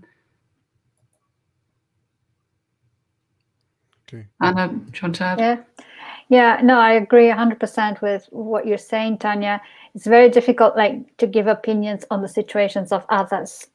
And even if we are faced with a situation, we don't have control over others, but we do have control, so hopefully, over ourselves. So rather than putting the problem on the other, we bring the exercise to ourselves. And I agree with you. If you feel that it could cause more damage, you step back. You don't want to get involved, let's say, in physical violence or altercations, or wanting to prove who's right, who's wrong. If we are together in a situation in a family, and we have this big disagreement, it's perhaps this disagreement has been rolling for many lives. It's not going to resolve in an instant. But let it be us, the one who makes the effort to change the nature of the relationship. So sometimes even stepping back, but doing exactly as Tanya was saying, sending love, healing, asking for forgiveness as well, because we might well not remember, but we might well have an element into the antagonism in this relationship. So instead of putting ourselves in a position of being the better one, you're saying, no, this is an opportunity for healing this relationship. Let me give the best I have. As they're saying, the things that can harm me the most are not the things that others do to me, but it is the things that I do to others. So if we bring it back to ourselves and we accept that that person is where they're at, that we can't force them to be different than they are, and that they have their time, just like we have our time, we can work in the field of our thoughts and our emotions. And if we feel resistance or difficulty in loving this person, we start step by step, try to identify some quality. Everybody has a quality, and just point out to ourselves that quality that person has, and then slowly seeing other ones and trying to break away from something that is probably a pattern that has come a long time. So you know how they say, I have an expression in Portuguese, the soft water, drip by drip, ends up by breaking the hard stone. And I think love is a drip by drip approach. And so always trying to find what is the best solution that comes to us at the time. And it's, I think, healing relationships is always work in progress. Those are the thoughts that I have for the moment. Thank you. And definitely, when we think about the consequence side of it from the Spiritism, the Spirit's book and the Gospel according to Spiritism can teach us so much about how to watch our actions, about how we should reflect and think about things before we do them. And you're absolutely right. We need to think more about our own actions, our own reactions, rather than the actions of someone else, because we can't always change that other person. So let's go to the next question. And actually, this is quite an interesting one for Humberto. So, do you believe that one day Spiritism could be one of the subjects of a philosophical education degree? Well, this is a very interesting question, and I do not believe that it is necessary that we have Spiritism specifically taught in the schools or in the universities, because Spiritism is a branch, or it's a specific school of spiritualism. What I think is more fundamental and more necessary is that we again start teaching the idea of the survival of consciousness after bodily death. and the independence of consciousness, which is a pretty traditional teaching in all the history of philosophy. René Descartes and Plato and Thomas Aquinas, as I said, they taught exactly that for thousands of years. And until the 20th century, we were used to have this idea of immortality close connected to the virtue. In fact, spirituality or spiritualism depends on two fundamental ideas. The idea of transcendence, that we have some parts of our lives that transcend this immediate, temporal, material existence, and the idea of a possible connection of our individual souls in the sense that they are isolated or separated from the whole, and the universal soul or the absolute or God, whatever we may want to call it. Well, these basic ideas, they underlie the more common ideas of ethics, purpose and meaning for life, for example, and all the ideas that we immediately recognize as very, very necessary ideas for a better life, for a more fulfilling existence. So what we could do is to come back to these core philosophical ideas that were more popular in the past and are now challenged by a reductive and very, very narrow idea of science, because it's based on a philosophical understanding about science and about the scientific worldview, that we believe that God and the immortality of the soul, or transcendence and communion between ourselves and communion with the absolute spirit are no valid subjects anymore. Yep. And now this for all three of you, really. Do you think that nowadays people are more open or more pessimistic and skeptical about studying spirituality and even Spiritism itself? So let's go to Annie first. Yeah, I think that I think people are more open nowadays. I think that if you are interested, it's much easier to access information. People use other words, because lots of the words around spirituality are linked to the church and the past negative experiences. So I have friends who, when they talk of the universe, or the universe conspired so that this could happen. In a way, for me, they're talking about, God and God's laws, but they would never tolerate the word God, because it would cause them antagonism because of the past and the established religions. So they use a different word. They use the universe. They talk about energy, meaning the spirit. So they're talking about, I think it's just being able to read and see what is our language. How do we say, what exactly are you meaning? Because if we think about it, just as I was saying in the talk, that mediumship is inherent to humanity. Our awareness of our spirituality is inherent in us.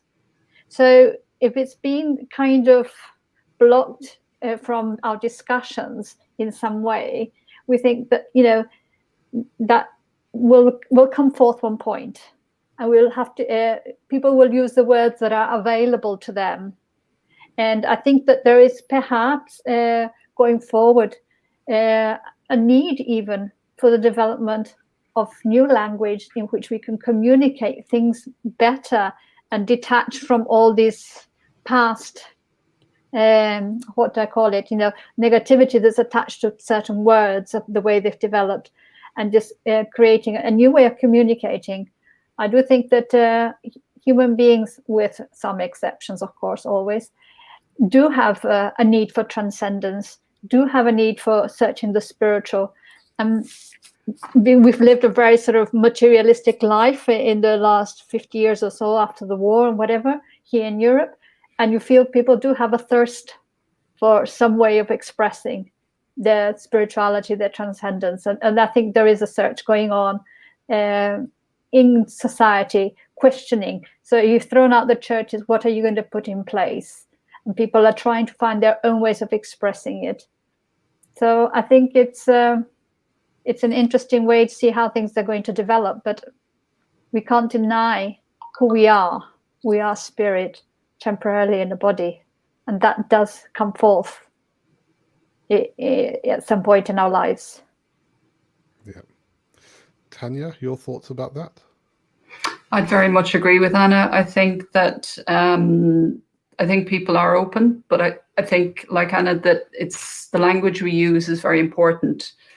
That we use language that's accessible, that's I'm trying to think of another word, but neutral is, I guess, the closest that I can think of, that doesn't press people's buttons from the past, whether in this lifetime or in previous lifetimes, and that is closer to the philosophical and the scientific. And I think the more that an evidence base comes through on the scientific side, the more supportive that will be, I think, of people really embracing that and welcoming it as a relief, because they do want that certainty.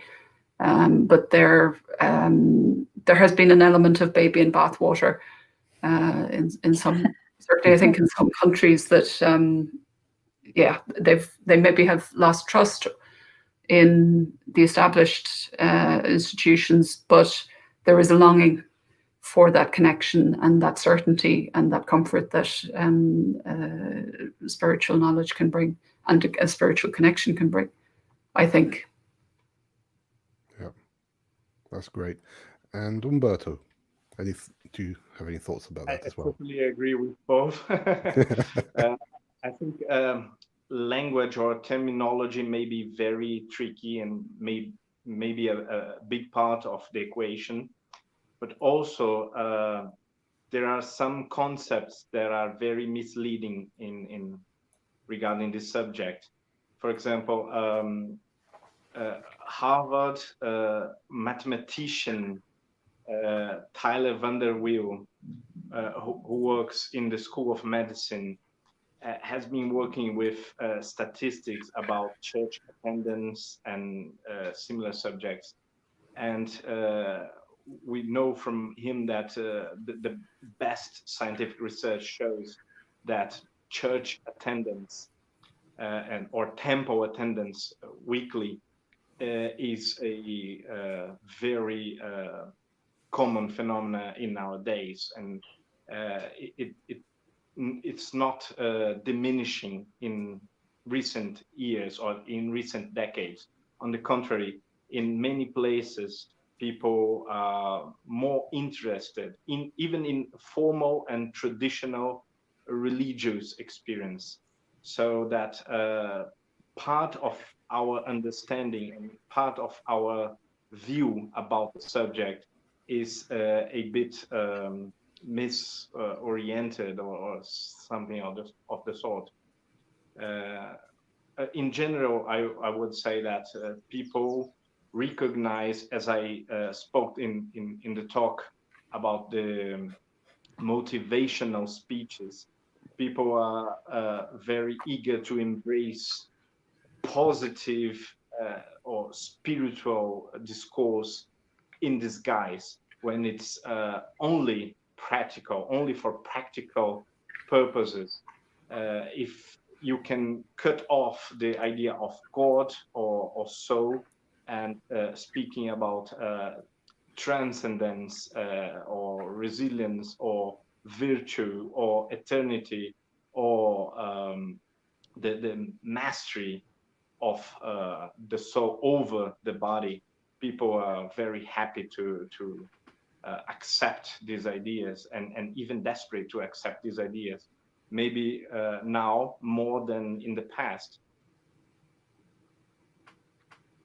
Yeah, that's great. Thank you. And, you know, I think that it is a case of people just need to sit down and study. Kardec wanted people to actually study the books. We can only really know if Spiritism is for us, if this philosophy is for us, if we actually sit down and study it. Because otherwise, how will we know?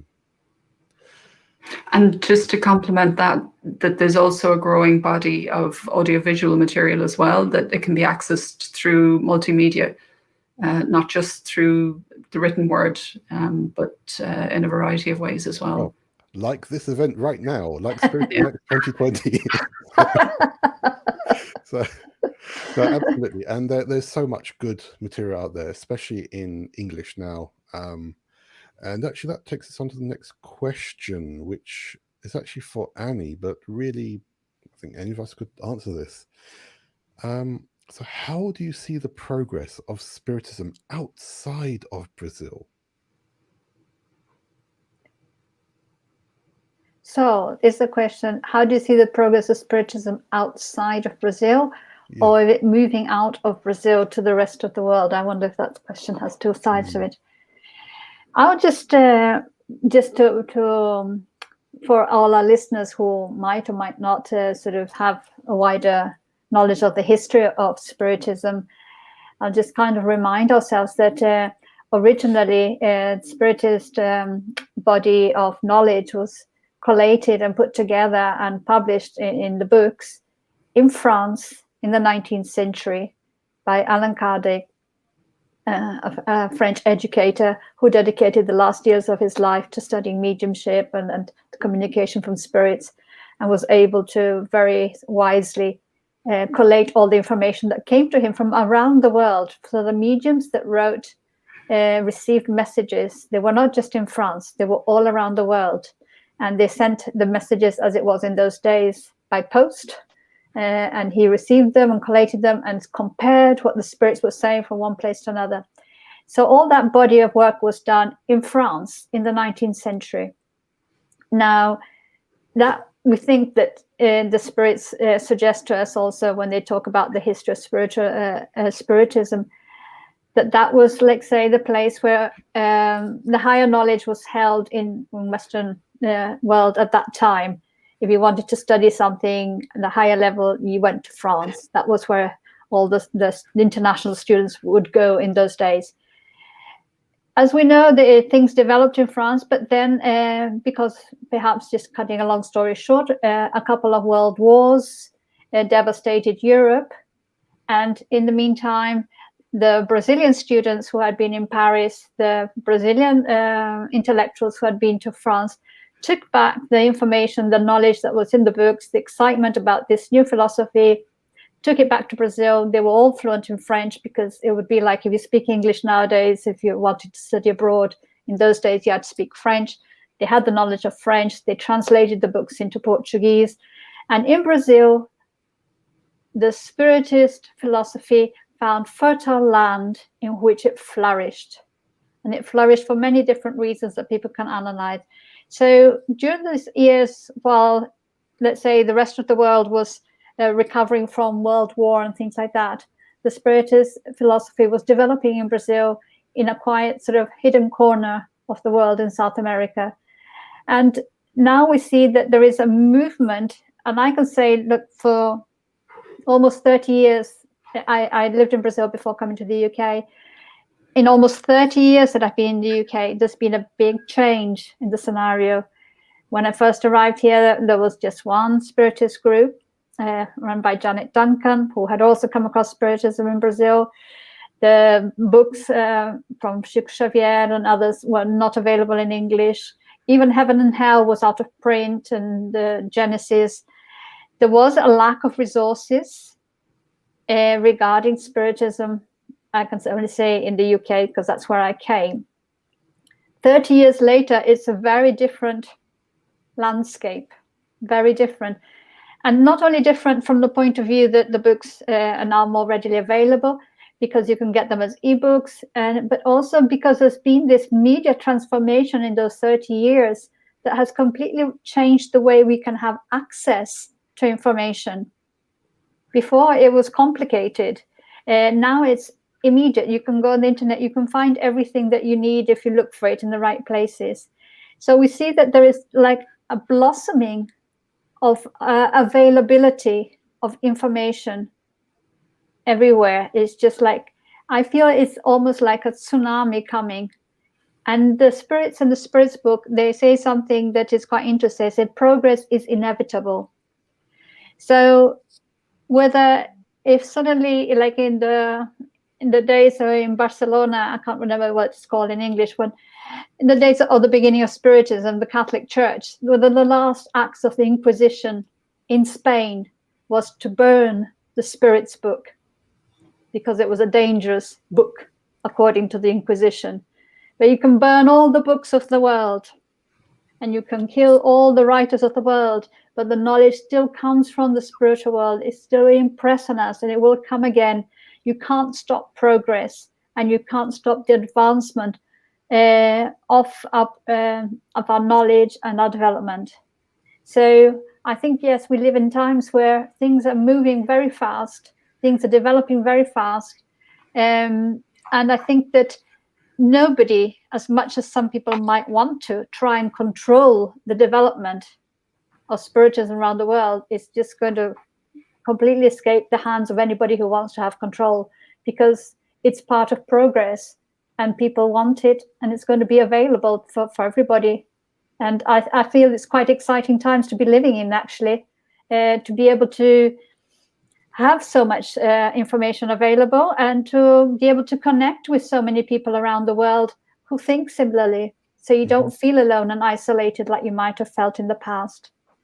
Having said that, all that about spiritism, let me just say that, I mean, in the UK, there's been a very strong spiritualist movement way back from the days of the 19th century that has established churches, institutions, mediumship, who do things in perhaps a slightly different way, but who have also published really good books by Schubert and so on. And I think that it will come a time also in which we can value the differences, and we can look at each other and learn from each other, rather than saying, oh, my option is better than yours, I know better, or, you know, this kind of thing. We're saying, oh, let's see, what have you got in your basket? Let's have a sharing of our knowledge, and a growth that is more free of control. In a way, I feel those tentacles of the Inquisition still hovering somewhere in the background when people say you shouldn't read this book or you shouldn't read that book. We are free spirits. We take responsibility for what we read, for what we learn, and we can take the consequences, because we are now like growing up, like adolescent spirits, if you like, rather than such young spirits. I don't know. That's my view. Sorry, I speak too much. No, that's wonderful. Thank you, Annie. And of course, you know, we have to remember that actually this is more of a rediscovery of Spiritism, because, like you said, when Kardec was doing his investigations, he was in contact with people from all around the world. So letters from America, from South America, from all around Europe, and Africa. Yeah, exactly. And one thing which I actually stumbled across recently is a document about how Spiritism spread to Iran. And we have to remember that we are talking about Spiritism being the works of Kardec, because many people have used Spiritism and Spiritist to mean spiritualist and spiritualism.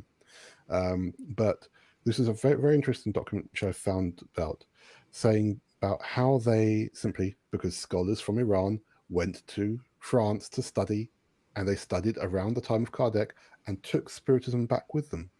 And they almost adopted it as a national philosophy. So, you know, I think, you know, Spiritism around the world, it will always be around the world. And like you said, the messages are not from us. The instructions are not from us. So they will come to us at some point or another. Kardec had the spirits communicating through him because they wanted that information. If we get rid of Spiritism now, it will come back again in the future. They'll come back and find a way to bring us more information.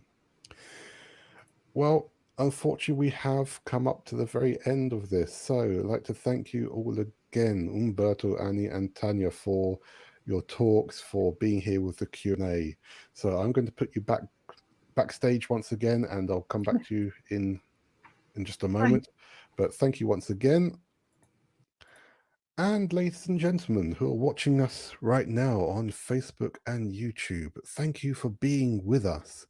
Let's have some final hellos here, because we have Alcino with us, we have Simone with us, we have Elsa with us, Marco, Mariana, we have our friend Ebony over in the Caribbean who's with us. Thank you so much for being with us, Luciana as well. So look, thank you everyone for being with us. Thank you everyone who's contributed to questions during this event. Thank you to everyone who's contributed with donations to the High Five campaign. Thank you to everyone for being here. And thank you to all of our lecturers from the past 2 days, from these 4 blocks. So thank you. Thank you, thank you, thank you. Charles, Elsa, Alcino, Sylvia, Shasara, Steven, Tanya, Dan, Irasi, Luis Mario, Florenzo, Marlon, Evanise, Tanya, Annie, and Humberto. Thank you so much to our Livestream partners, the Irish Spiritist Federation, Hedge Amigo Spirita, Kardec Radio, and the International Spiritist Council. Thank you to everyone who sent their hellos and questions. Thank you to all the Spiritist groups who have been supporting us. And if I bring up the correct one.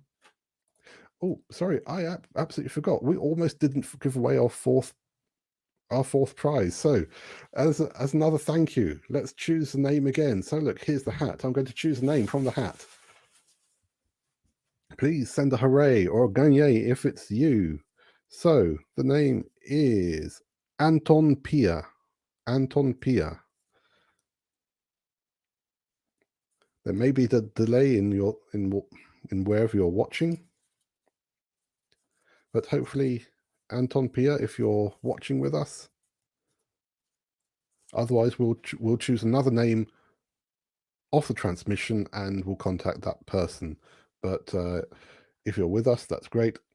And I'd like to thank all of these wonderful supporters for this event. So the Irish Spiritist Federation, Hedge Amigo Spirita TV, Kardec Radio, the French Spiritist Federation, the French Spiritist Movement, Spirit Society of London, BUS, Spirit Society of Peace, Grupo Amigos Paulo, Chico Xavier Spiritist Society, the United States Spiritist Federation, Spiritist Group of New York, the International Spiritist Council, Spiritist Society of Ireland, Sheffield Spiritist Group, the Spiritist Society of San Diego, the Spiritist Institute, Spiritism in California, Seja Baja, Grupo Spiritus Sheila, the Spiritist Psychological Society, Family Spiritist Study Group, Sociedade Spirita Primavera, and our good friends, Spiritist Society of Bournemouth, who have been helping us to promote this event.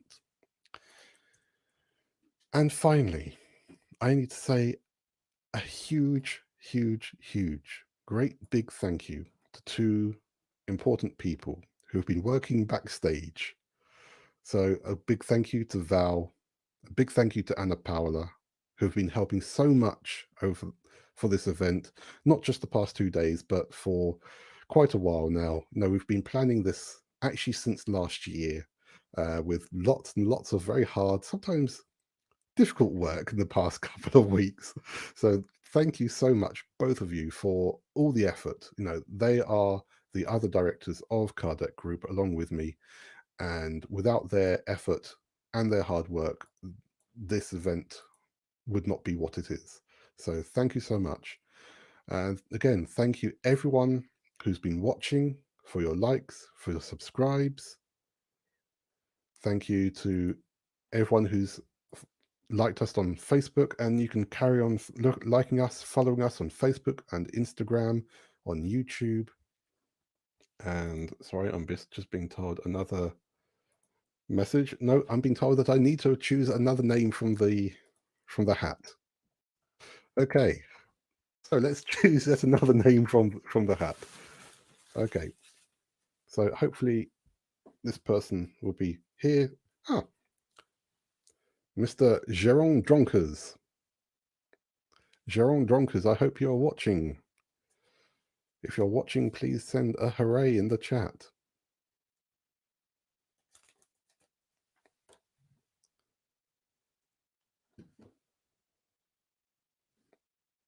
Well, unfortunately, we don't have much more time. So just for me to say once again, thank you to everyone.